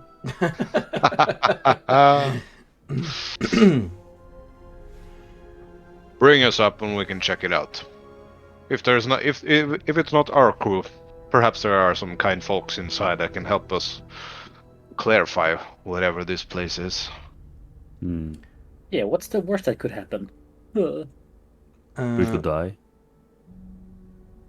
Leaf, Felgrim, and Miles, can you roll as you move closer to the up the roads towards the hill? Could you roll perception for me? Ooh, I'm good at those. Oh, there, Lord. 21. 3. Yeah, Felgrim is in deep thoughts about this whole experience. I'm still a little fussy after being blinded by a coin. Yeah. Your eyes is a bit sore after experience still. Miles and Leaf, you got 19. Now you need to roll as well, Leaf. Yeah, sorry. 9. Yeah, you're pretty much in your own thoughts as well. But Miles, as you travel down, just as I had a conversation about who you were missing, you notice a set of footprints on the edges of the muddy road. 2 sets. They're not walking together. They're on both sides, one on to the left and one to the right. They're going in this same direction. Yeah, going up towards the house as well.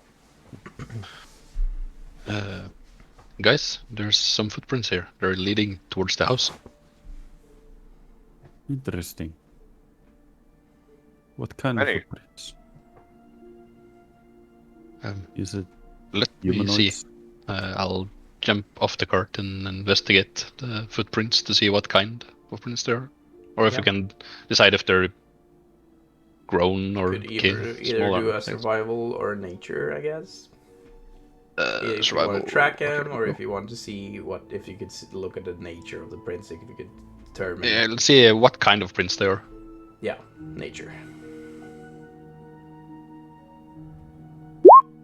17. Well, you can recognize one set must be of a female, because they're not, but they're definitely humanoid. Looks like a footprint of a boot, female in size, either that or of a older child. You can also see the prints, a larger set of prints. Well, you put your foot next to it, and it's much the same size as your own. So I figured it might be a male humanoid footprints. Well, they're definitely humanoids. It seems to be one smaller person and one larger one. maybe male, female, maybe man, grown child, something like that. I That's see. probably good to know. At least they're not monster tracks. That's a win in our favor. Or wolves. Yeah, they are boot marks, so it seems But- they're yeah. intact footwear at least. They were leading up to the house, right? Yeah. I'll say we just follow them. Let's go to the house and check it out. Then we know there's civilized life in here, at least. Yeah, let's go. Trek on. So you keep going in same pace you've been going earlier, or are you? Yeah. With that. So keep going up, and as you get start to go a bit up the hill, it's a slight slope. Takes a while to gradually descend the hill with no particular effort. And as you get about 50 feet away from the house, you can see the door just slams open, the front door slams open, and two children starts running towards the road. And you get, help! Oh, hello. Help! There's a monster in the basement! You can hear one of shit. the seemingly girl screaming towards you, and in her hand she's holding a smaller child, maybe the size of a 6-year-old. And in his arm he's holding a little doll, a creepy little doll. Look, and they run towards you guys. I can show you guys on 120 how they look. I have a... Okay, so last time someone ran towards us. So I think George died. this No, Willow No, died. Willow. is what you guys see. A girl and a little boy running out towards you guys. There's a monster in the basement. They took our baby brother, Walter. Guys, What kind of monster? we don't know. We don't know. We just hear the sounds. This okay. Can you help us? Hurry before the mists come back. Where are your parents? Apparently, Yeah. they went down in the basement to go see and stop the monster. And there was also this lady and this other, creepy looking guy that came earlier. Wait, they went with my mom and with our dad.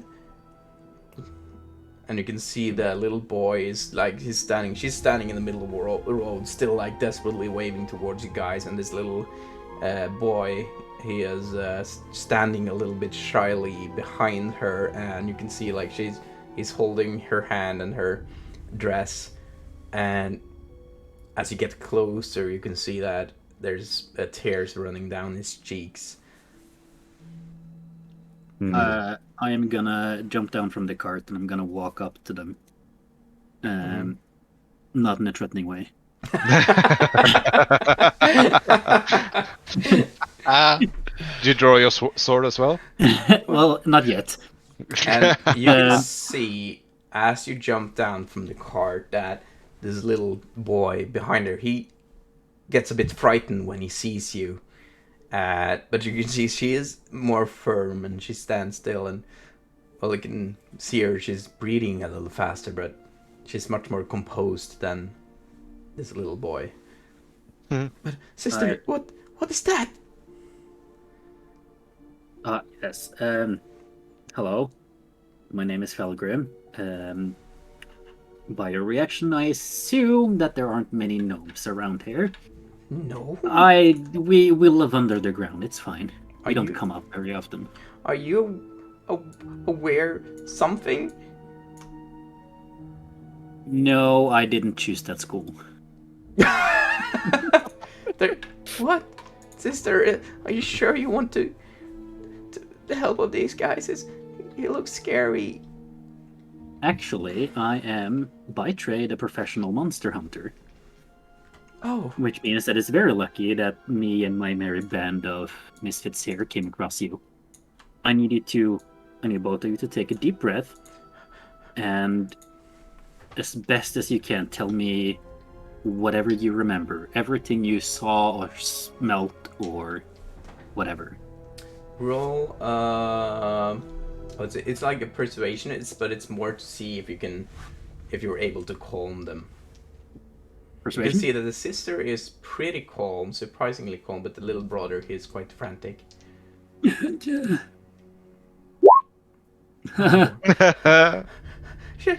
And you can see the boy starts to breathe faster and faster. It looks like he's about to have a panic attack. Sister, he's scary. Can we go back inside? But no, Thorn. It's the monster is inside. We can't go back there. But I don't want to stay outside with these people. What? Hello, Thorn. It's a cat. Thorn, your name? Yes. Yes. So you want to The cat is pet speaking, the horse? sister. The cat is speaking. I'm not a cat, I'm a tabaxi. Will you pet the horse? It will calm you down. Are you a werecat? Sister, it's a werecat. Yes, I'm a werecat, whatever. Will you pet the horse? You can see it hides himself behind. He doesn't stand to watch you anymore and just stands behind and says, I'm so sorry, my brother. Because my brother, well, you must realize that we just escaped one monster and, well, we don't have many people like you here. We've never seen anyone like you before, so it's kind of scary. We also have a turtle with us. A big turtle emerges from the cart.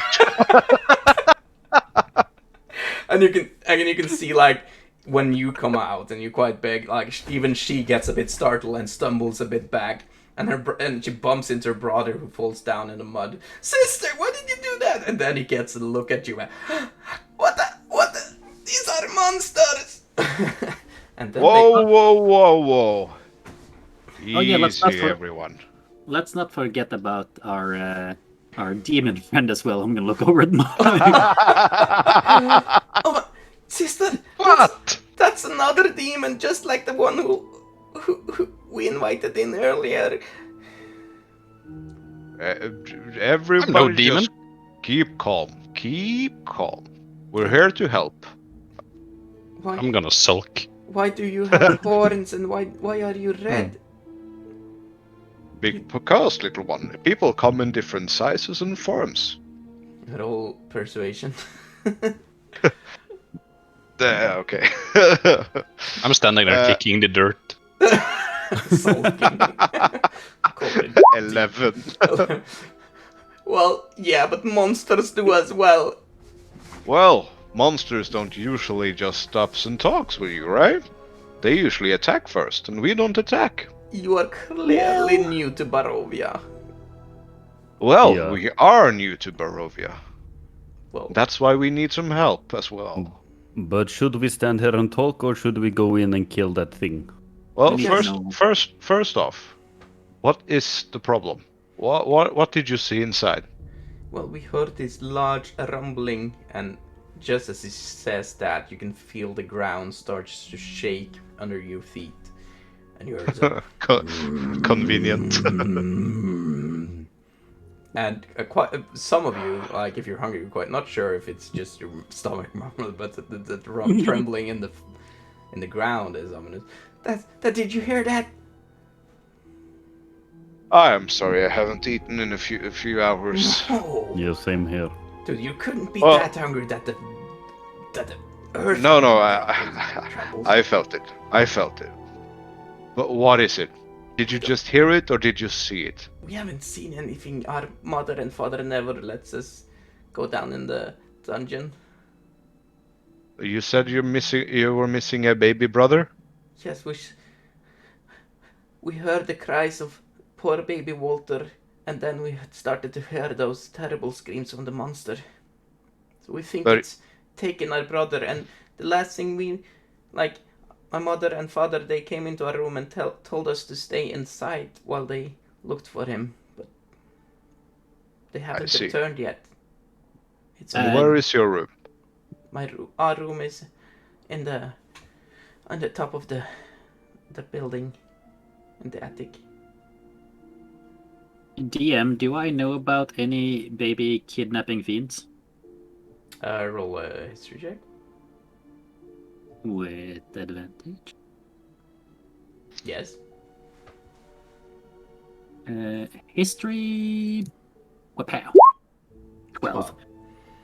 Well, you certainly know there in the folklores around that there's a lot of different kind of monsters and fiends and stuff that is known to kidnap children or corrupt children or twist them or take the forms of children or anything. And you also know, well, the most known, you know, is hags, which often kidnaps children for their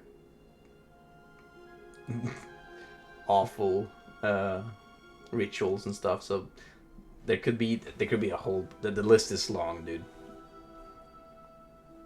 Do they have a common weakness that I know about? The kidnappers of children. Yes. Police, usually. Please. Well, no, not anything in particular. Well, shit. But, well, you heard this large rumbling sound and you didn't recognize it. Well, Has any other passed through here Yes, other than us? as we said, there was this woman in, well, we just call her the Red Woman. She came not so long ago, maybe a couple of hours ago. This is the daughter, I said, the girl talking. And there was this other guy that looked a lot like that demon over there. But he was not a demon, he said. He was actually kind of nice, and, well, he also wanted to help us, but, well, they also went into the dungeon, we think, and they haven't returned either. yes, it was not Tralsid. You'll see a small rain cloud form above Mitel's head.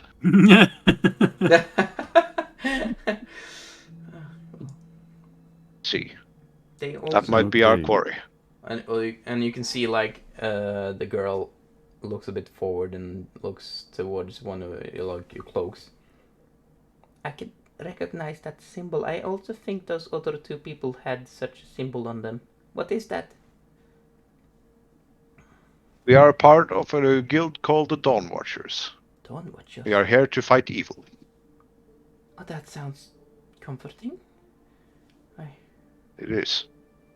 Now, do you have a place to stay while I assume we were gonna check out the house? Well, Everyone? I don't think I can take my little brother back inside. It's way too dangerous. Could we maybe stay in your cart? Yeah, you guys can watch our horses. Stay in the car. Oh, I love horses. Her name is Betsy. She's very kind, as long as you don't kick her in the butt. Oh, Betsy. Well, now that you say it, how rude of us. We haven't told you our names. Well, I gathered one of you was Thorn, right? Yeah, that's my little brother. And I am Rose. Rose Durst. We are of the Durst family. It's quite a known family in these parts. Well, I see. our family owns all the fields around you. Very lovely to meet you. Now, why don't you stay in our cart until we return? We will. I wish you the best of luck. None of your other friends have yet returned yet, so I'm afraid what might have happened. We'll find out. And All right, everyone? Yeah. I'm ready. Let's prepare ourselves before we go inside. Anyone need to cast some spells or... I'm good. I am locked and loaded. Well, just me then. I will draw Bloodfang, my sword, my rapier, and I will cut my hand with the same spike underneath that I always do. And as I raise the rapier up into the air, suddenly a lightning strikes hit the blade itself, and the lightning strikes start to do a dance around the blade. as I cast a blood. I cast Rite of the Storm That's nice. and take 1 damage. I think actually you can post like your features and your spells as, information about it as well in the yeah, Rite of the Dawn, so people are actually That able is to not the correct one. It's read it. well. Oh, it's this hello. one. Whoa, that's a wall. Oh Yeah, shit! right as the storm, all the way at the bottom. Nice. That's so cool. Okay. Well, I hope you are more people like the others. They arrived alone. Maybe you look like able-handed guys. I must excuse my brother and myself for being afraid of you guys first, but you must admit, like, none of you really look like most of people here in Barovia. What are the most people in here in Barovia? Well, there's mostly humans. We'll But feel right at actually, a home. lot of the humans in this place looks a lot scarier than you guys. You guys haven't seen George yet. Oh, George, yeah, George, we've got about George.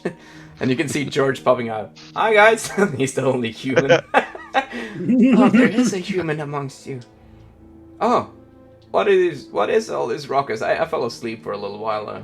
Children? Going to fight a fiend. Prepare. Okay, I'll whatever just you stay have to here go. then. Do you need a caretaker for the children? I'm happy to oblige.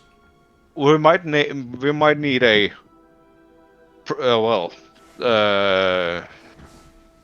a master of the arcane with us. But are we going to leave the children on their own in this cart? Are you going to leave us alone in that house? You are 4 guys. I'm just the initiate. You could technically command him, you know. I know. I'm just trying to see his reasoning. I think you should join us. This sounds dangerous and we need people. But what about the children? They got the horses. Yeah, Betsy is a sturdy babysitter. Well, guys, how do we know the mist won't envelop them? And as he says that, you can also see the mist is starting to creep upwards towards the hill and surround the entire hill. You can't see the fields anymore. You can't see the woods in the distance anymore. It's like it's surrounding the hill around you and creeping. Children, should the mist come any closer, I indulge you to go back into the house and find us. Okay, it's usually the mist just surrounds the house. We don't know why. If you're aware of this, then, well, you have your orders then.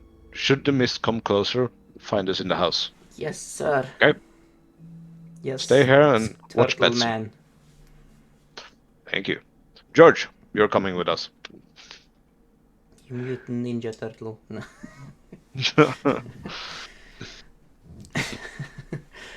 I'm no mutant. Okay, I'm jumping down from the cart and I'm sneaking a little bit behind my guys. As you can see on you can see this tall brick house. It has 4 floors. First floor, second floor, third floor, and an attic. And you can clearly see there is a light coming from the first floor. None of the floors above. Let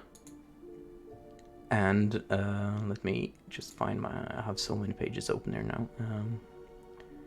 You can see a rusted wrought iron gate that rattles from amidst the mist that's like is enclosing on the house. And you can hear the wind moans like a neglected child. But all you find as you approach is silence.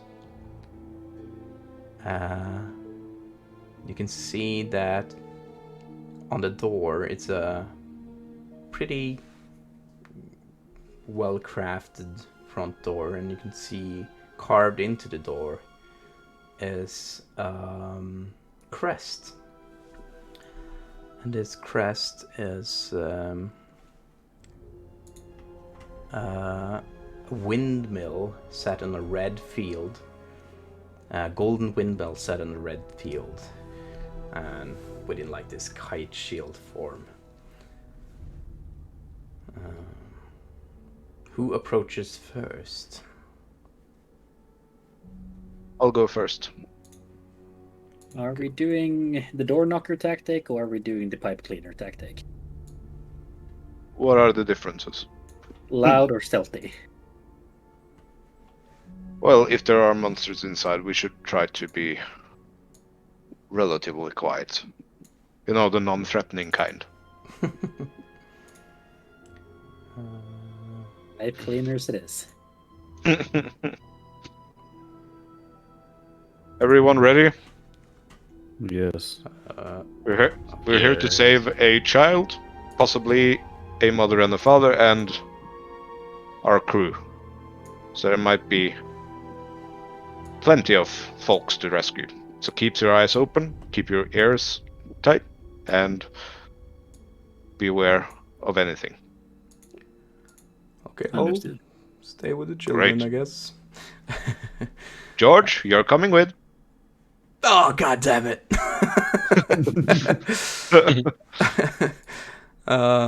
Let me just change. Can I please change the page? Yeah, that we are now loading correctly as we are changing to the battle map. Wait, what? There we go. So he will stay in the cart with the children. How is this looking? I'm just gonna make it a bit more viewable for the stream. So as you approach, the door is closed.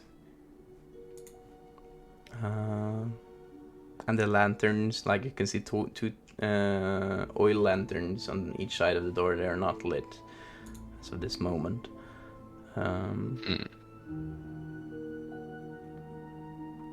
So Could I try to open the door a little bit quiet? I'm good with that stuff. Yeah, go ahead, Leaf. okay, so Please you're do. the first to Go. approach. Roll a stealth for me. Yes. And I haven't... 25. Oh my god, yeah, you are doing this as stealthily as stealth can be. Like a leaf in the wind. And as you hear this, like, this last thing you feel as you approach the door is like this cold wind and shiver on your back. But ignoring the shiver, you escape clinging mist and cross the stone portico into the house. Chill hangs in the air, and the oaken doors stand before you, silent and brooding. You find yourself in an immaculate foyer, decorated with portraits and heraldries. A family of stony-faced aristocrats watch you with disinterest. The plaque on the frame reads, "The Dursts," in gold lettering. On the southern wall, you find a shield emblazoned with a coat of arms, the same golden windmill on a red field as you can see on the doors outside. Mahogany framed doors lead deeper into the manor, and you can now, as you get inside, I'm also gonna delete this little, what's it now? The map is all black, just saying. Yeah, because it's let me see, it's dark for you. You don't have night vision, dude.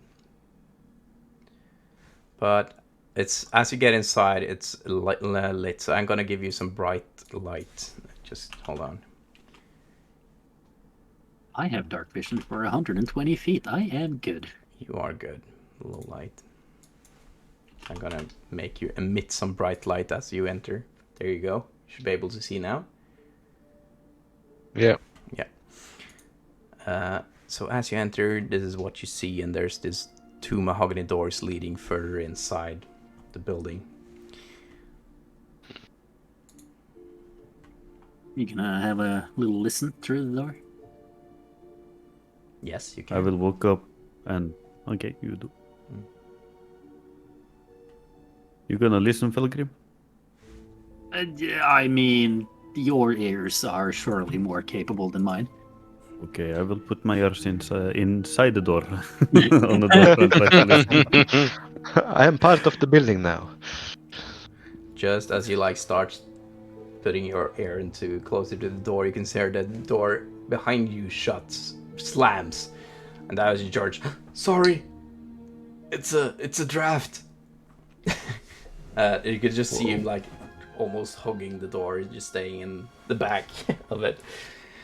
There goes our advantage. Sorry. And well, Felgrim, now that you will also listen to sound to get that, if you get any reactions to that sound. So roll a perception for me. What? Oh. Or who do you mean? Felgrim, because you were the one that listened to the door, weren't you? Or No, Leaf No, as it was well? me. it was Leaf. Oh, We can Leaf, both okay, do sorry. it though. Yeah, you Yes, can let's listen take the together. help action and get advantage though. Yeah, I'll give you advantage Yeah. on listening. Good. Cheek to cheek. Okay, I take the 21. So as you put your ear toward next to the door, you can on the inside. You don't hear any like the sounds of anyone approaching, as you might think it would happen since the slam of the door behind you. But you can hear the sounds of crackling timbers, like something is on fire.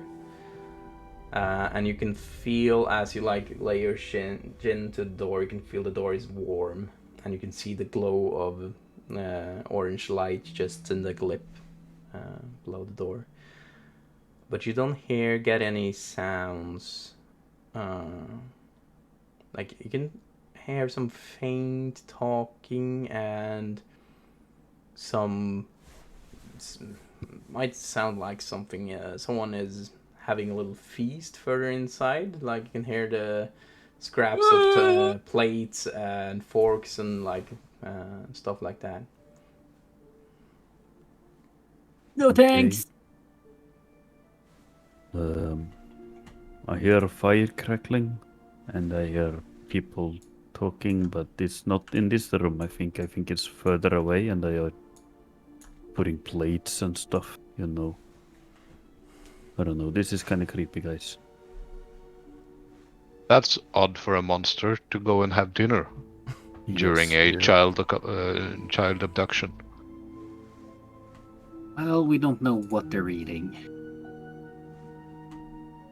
Should I try to open the door really slow and take a look around the corner, maybe? Yes. And Be aware of any drafts. And Yes, I look George. hardly at what's his name? George. George. Yeah, I will. Sorry. I'm trying to open the door really quiet. Okay, Just assume roll, that they new already stealth know. for me. Stealth.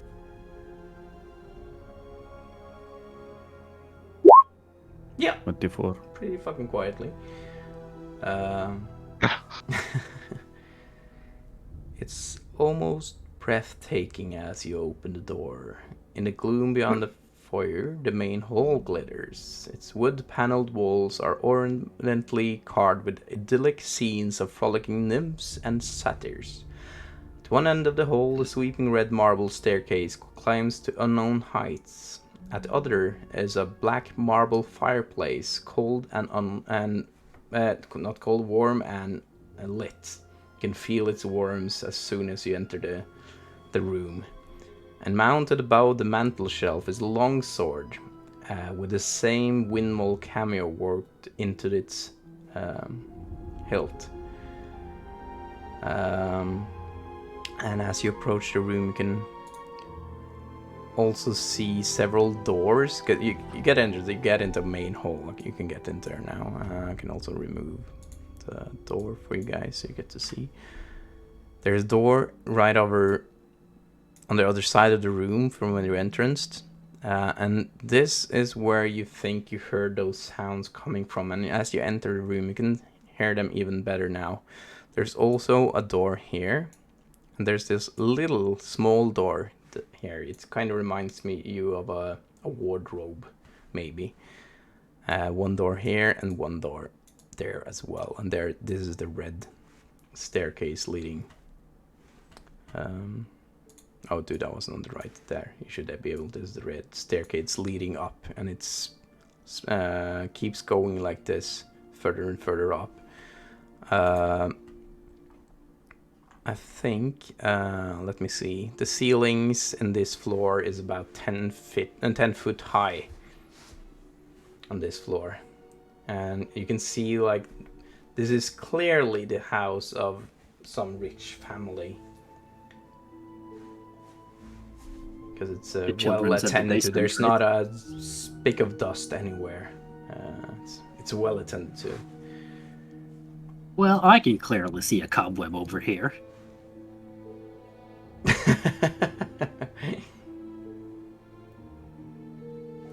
So, yeah, you enter the room. The children said the basement, right? They did. Yes. But you They all... said every grown-up went into the basement, but there's definitely someone in the kitchen making food. Did they say where the basement was? Or the entrance to it? No, they didn't. I forgot to ask. Fuck. Because this stairway goes up. I have Well, let's let's- over here. Yeah, you can definitely hear all of you guys can hear that sound coming from someone eating inside, like several sounds like people are enjoying themselves, having... You can't really hear them. Conversation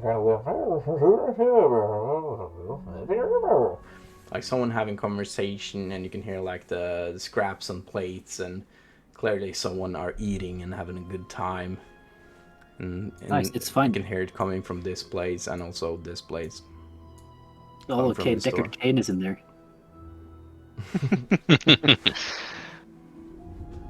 Shall we do, guys? Let's go in. Stay a while. Stay a while, listen. I think we Let's should go go in. in and introduce ourselves if they are friendly. If they're having a dinner party, I must assume that they're actually enjoying themselves and not trying to, kill us. Just think it's weird when the kids are so afraid and suddenly there's nothing scary here. Kids can overcomplicate things.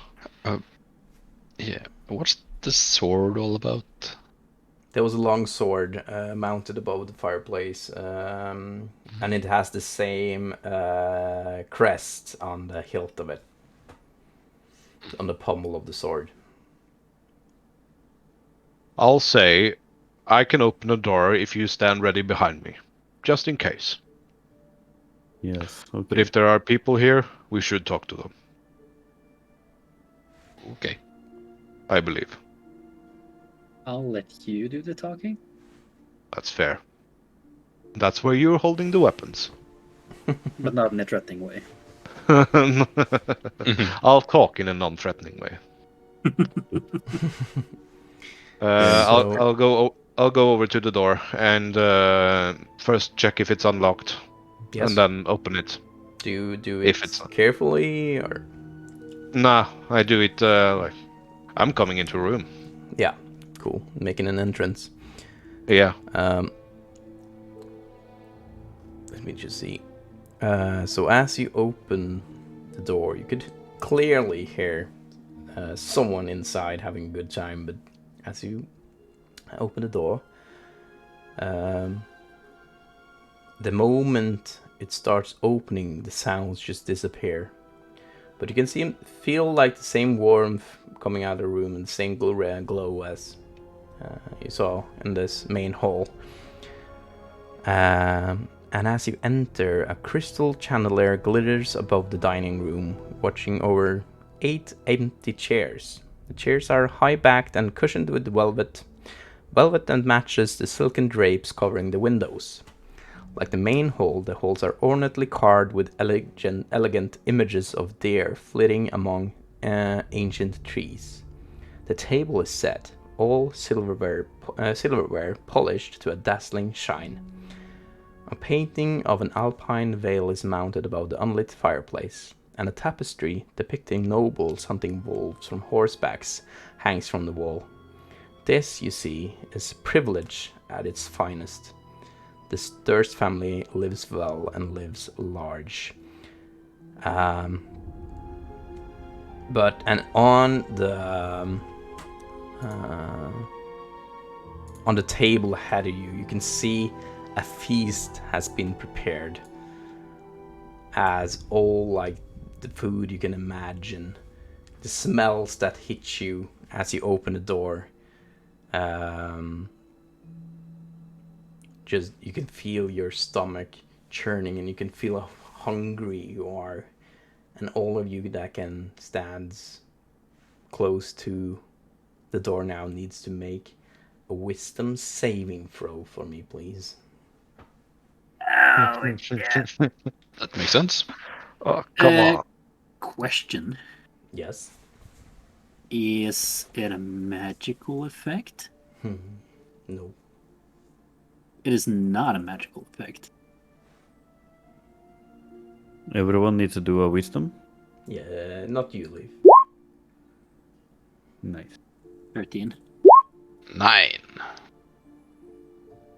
12. So none of you make the DC.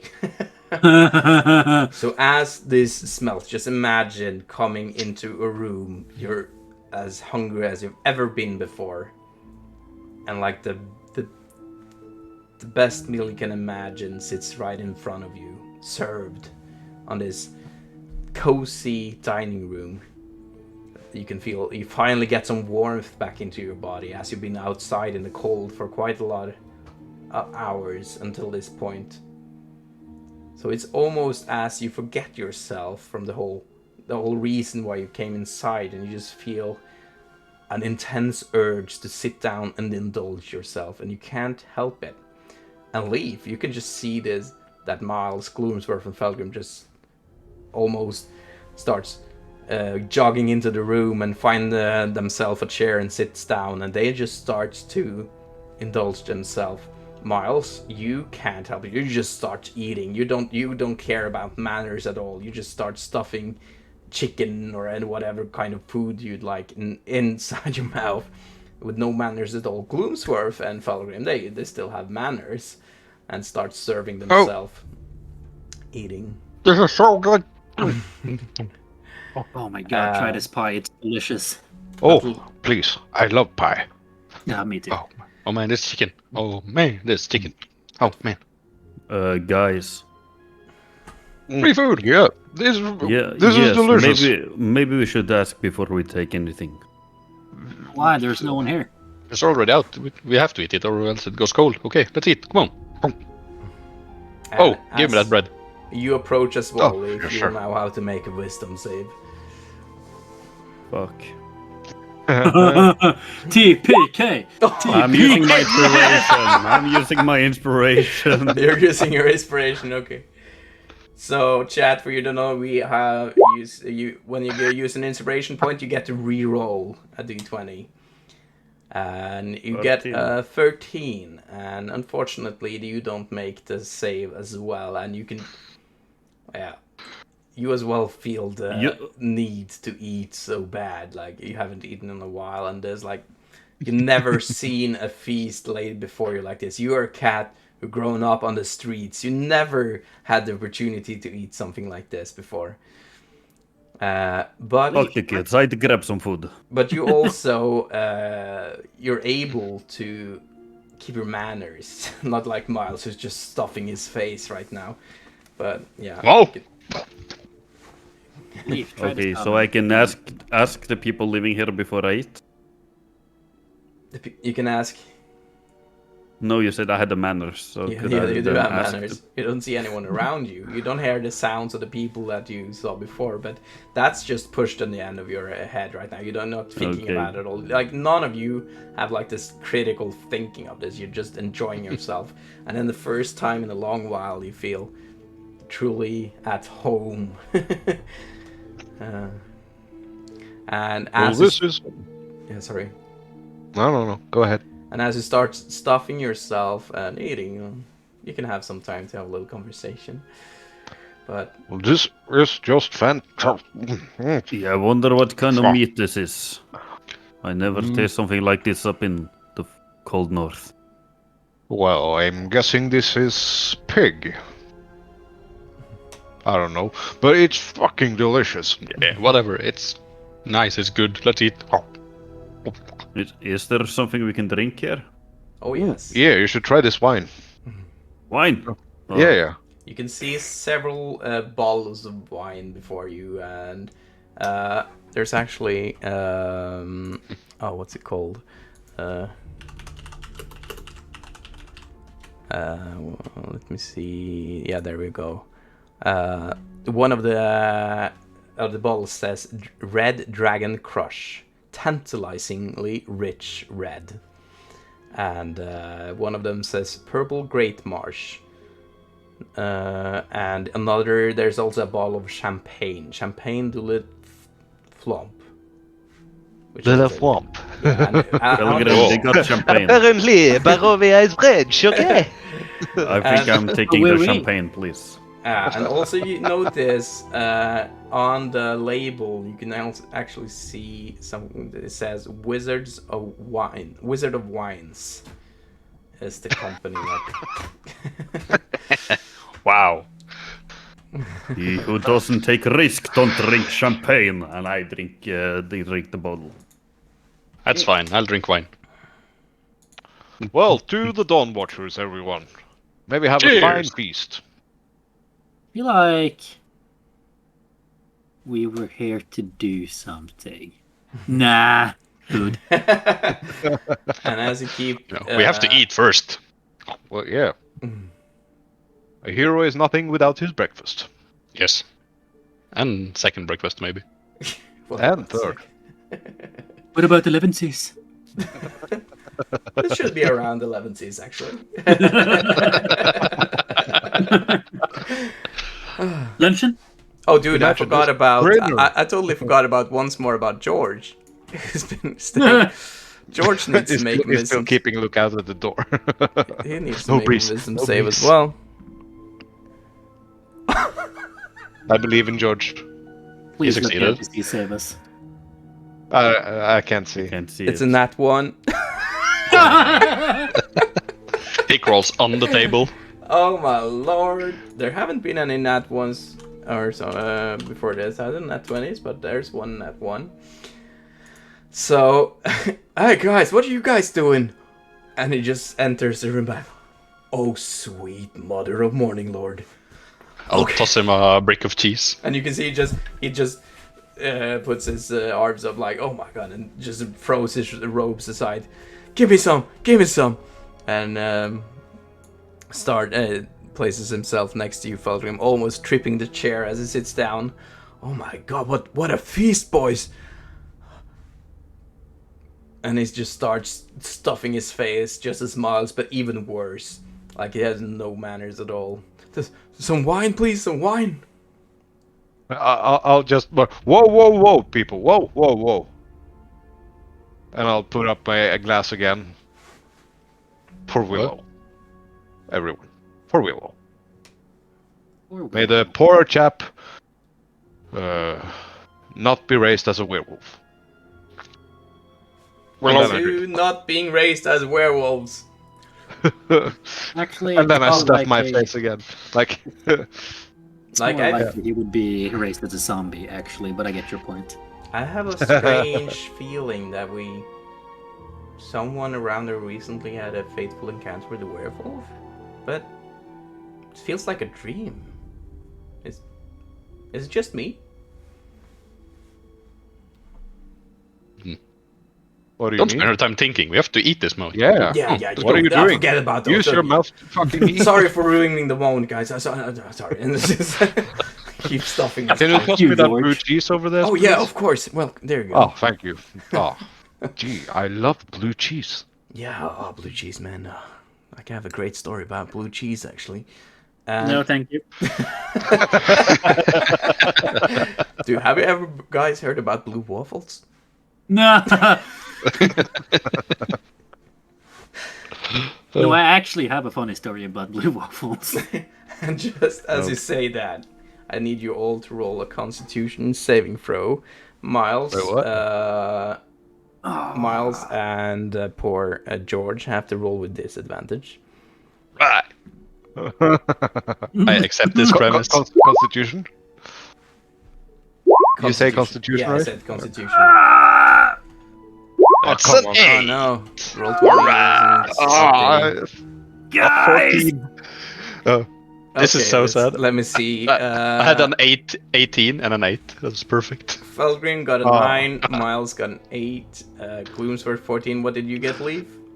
14. 14. Oh yeah, I see it there. 14. So none of you make the DC once again.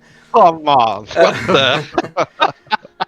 And you guys start feeling a rumbling in your stomachs, like, oh, you see George, Oh. like, guys, Oh, oh, I'm not feeling too good. You can see George starts just vomiting over the table, It's the blue cheese, right?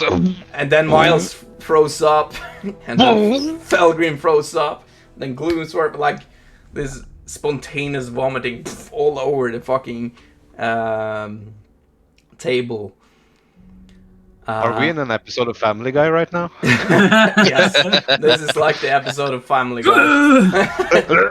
But I need you all to take another wisdom saving throw. Fuck's sake, come on. Oh, I love this. No! Oh, fuck me. That's an 11. I'm getting better. I'm getting better. Yeah, that's a nice way of looking at it. 8. And as 4. Felgrim, oh my dear lord, so none of them make the DC. And you just start puking all over the table, and then you guys just look at each other, huh? And then just continue eating the food now covered in vomit. But oh well, that was strange, and you can see George as well. He didn't make it. He got a 13. We can clean this off. Yeah, dude, Well, my stomach is empty again. we can't let Let's this see. good food go to waste. We got more room to eat now. Nice. Is there still more blue cheese? So we were puking all over the table and still eating the stuff from the table. Wait, yeah? you just start eating again. You just don't Yeah, care. we're about just the like the Romans. Oh my god, that's creepy. Okay. Oh no! So about that cheese story, Felgrim, wasn't that, or blue waffles, wasn't? Oh no, that was me saying it, not Felgrim. Oh, okay. Oh man, I was hoping for a great story. Well, after stream. Inappropriate. In his 270 years, he probably has one That'll or be two in the experiences with blue cheese. That will be in the behind the scenes video. And you just start, keep eating and enjoying yourselves. Gloomsworth and Leaf, you are actually indulging yourself even more this time. Yeah. And, well, it keeps on going for maybe another 5 or 10 minutes, and then you need to make a new Constitution saving throw, this time with disadvantage. Yeah, Everyone? that's gonna help. Oh yes, everyone. Oh, we're gonna stay here all fucking night. Frick. Here we go. That's a 6. Oh, 20! 9. You got a nat 20 with disadvantage? No, a dirty 20. Oh, dirty 20. Oh my god, that's a nice one. Okay, so everyone who failed the whiz save is now poisoned. Has the poisoned condition. Thank you. Wow. And you take 3. All of you take 3 points of poison damage. But 3 Felgrim, points. you do not. Like you have a strong stomach, so you don't. 3 points? 3 points of poison damage. You have a strong stomach, Felgrim, so you don't notice anything. But you other guys, you can feel like you start really like a big stomach ache at this point. and you guys should make a new wisdom save for me. Come on. I never thought I should say this, but you're looking kind 7. of green there, Gloomsworth. Ah! You look, 18. Gloomsworth is looking Come on. kind of green. 22! Am I rolling one as well? Yeah.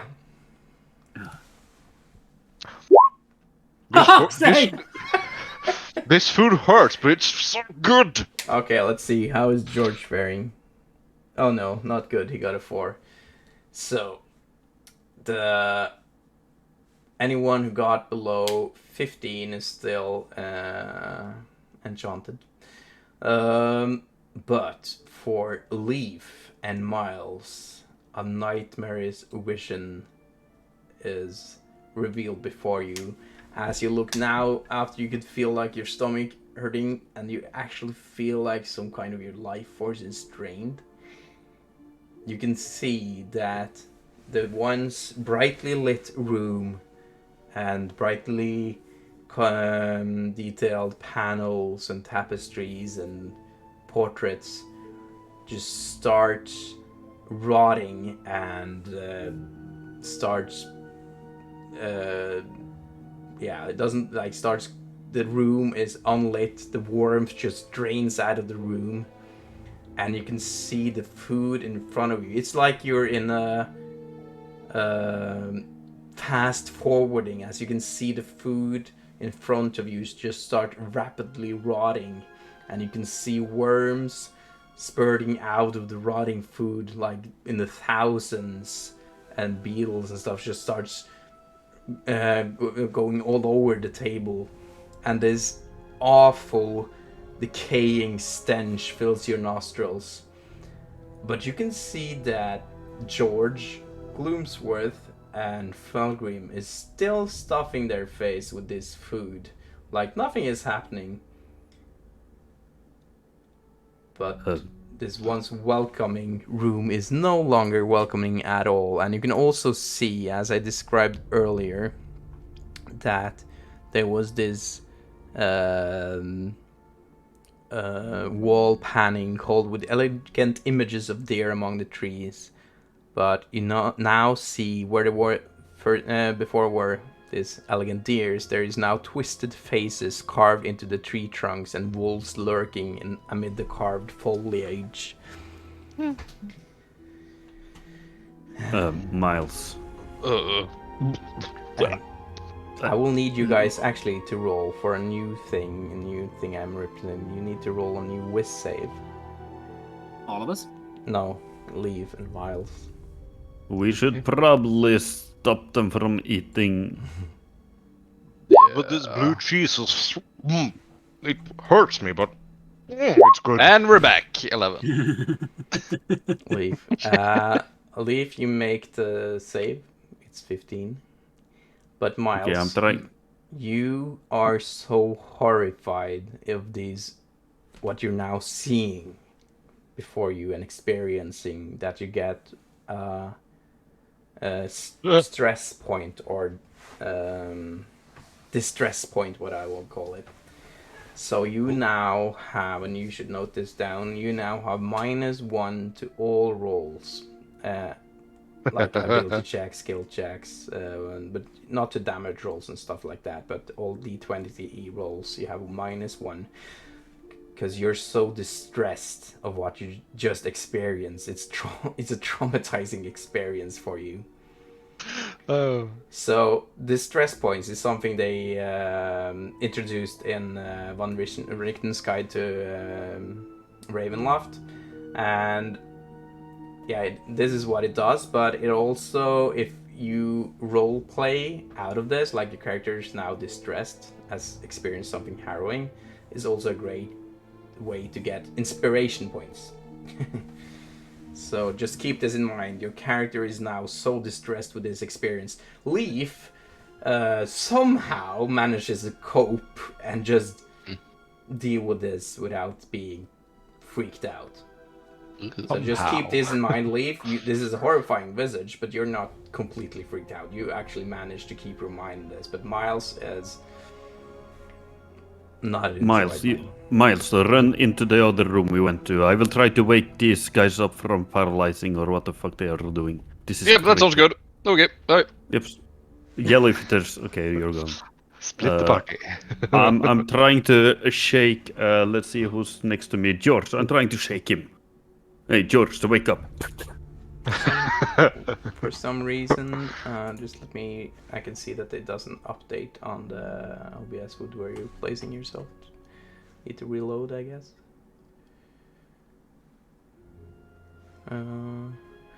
Sorry, yeah, let's just continue.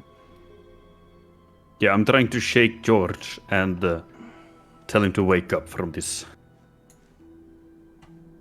Yeah. Because I'm standing right next to him. So, George, just keep eating.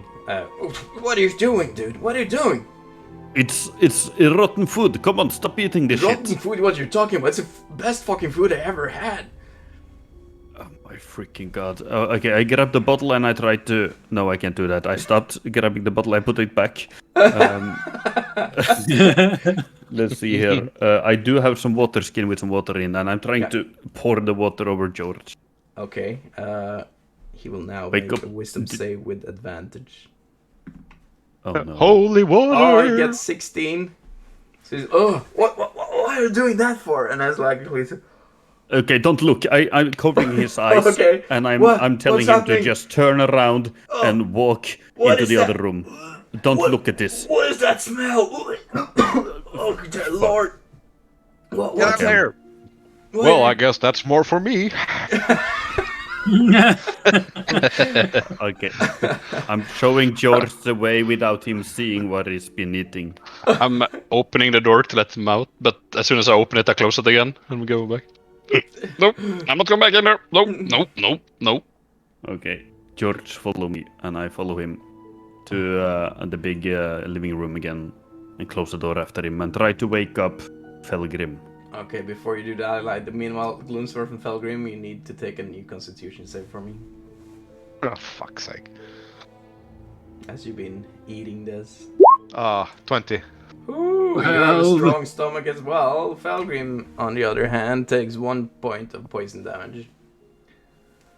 Have you seen the length of this but spaghetti? you know that you're Jeez. poisoned, right? You keep the effect of poisoning? Yeah. Because Yeah. poisoning gives you... What does it do? It gives you disadvantage. Oh, on- right. Is it ability checks? On attack rolls and ability checks, yeah. Oh, okay. So Yeah, you're so poisoned, not you have- saves. So you have yeah, not saves. Yeah, just checks. Okay. Yeah. So then you're fine. Okay. Okay. I walk over to Felgrim and I try to... Yes, he's kind of small, so I'm lifting him up and shaking him really hard. Wake up! What? Make a whiz save with advantage, Felgrim. With advantage. Do that once, please. Oh my god. Wait. Oh no! Oh. So yeah, Yeah, get your you're not. Boss off me. You're still enchanted, and you see the room as it was before. So you don't understand what the hell Leaves is doing. Get your paws off me! I'm eating. Are you getting them out of there? As you're I'm like, trying to, but Felgrim is really hard to do. I don't know. and He's so as small, you're- you can just lift him up. As you're holding him, you can see Felgrim try to reach for another bite of food.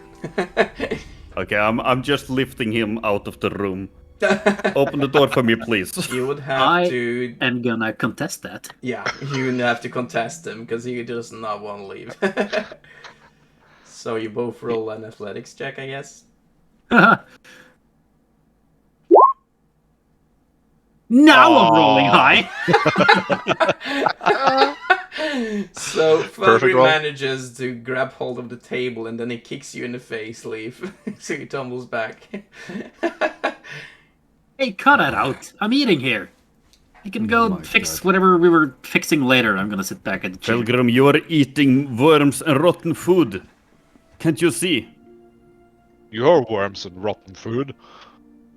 You can roll Okay. a persuasion with disadvantage on both of them, contestants. And you, Gloomsworth and Felgrim, you also roll the DC, a charisma DC for it to roll. Oh, charisma check or charisma save? Just a check. Just roll a charisma, just to determine what your DC would be. One! Not one. 2 nat 1. Yes! Actually persuaded them with a 6. Oh my god. Oh, that's so great. That was amazing. 2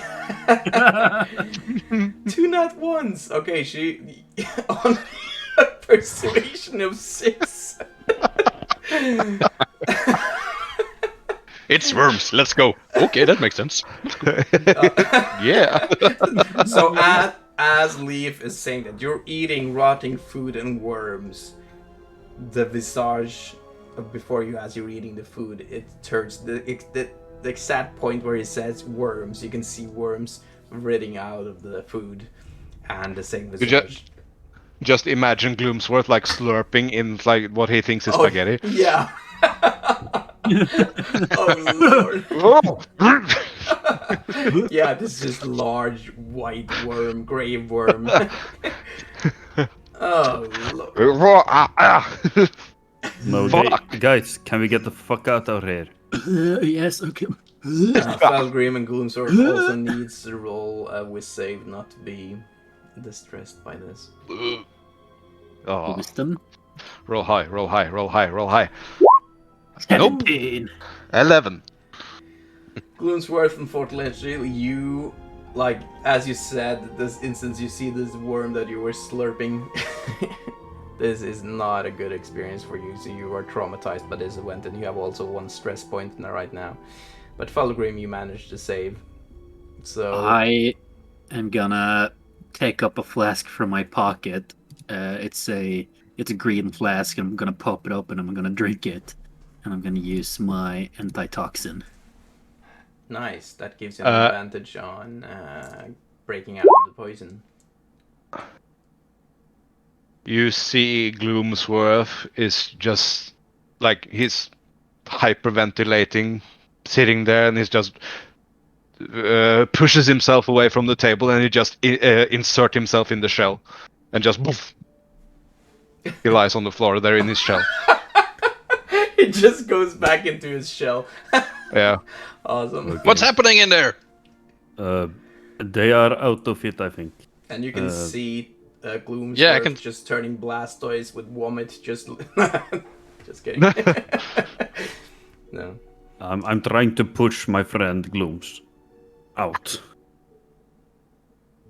Come on, so you Gloomy. drag the shell. Make an athletics check. Yeah, 16. you're able to drag the shell out of the room. I'm used to dragging here.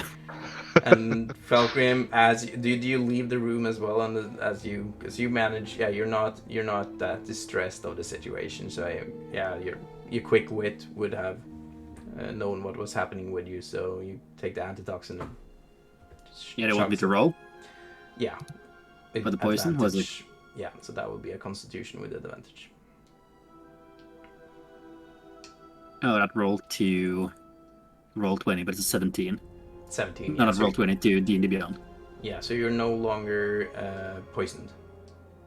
So you can feel your stomach settling and no longer hurting you like it did before. Yeah. But all of the rest of you, you can really feel it. Like, if you felt hungry before, like you just puked out everything you had.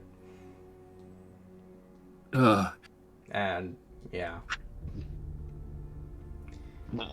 So this was an interesting experience, guys. I don't feel so good, Mr. Leaf.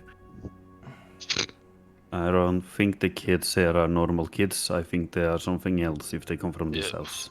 I'm not feeling all that well either. And they are probably now eating our horses, so we should probably run out and take a look. And that is where we will end tonight's session, as we are going over time now with quite a little bit. Perfect. Yay! And I think that's a good spot to end it. Woo! How did we all fail so many times? Fuck's The sake. kids are eating the horses. Yeah, that was Interesting. dude. I've done Yeah. this dinner now with 3 groups. No one has failed this hard. No one has failed this hard. Nice. Setting a new precedent. Shell defense. You can withdraw into your shell as an action until you emerge. You gain a +4 to bonus to AC armor class. That is, and you have advantages in strength and constitution saving throws. Well, in your shell you're prone. Nice. Okay. But this was fun. I got to go. Yeah, that was really fun. Mm. Then Nice I'll played, everyone. see you guys in 2 weeks. Tuesday in 2 weeks, hopefully. I hope you all are 2 weeks. free to play then. Same time. See ya. Same channel. Okay, goodbye. Thanks for the stream. Thanks for Bye. seeing. See ya, bones. Adios.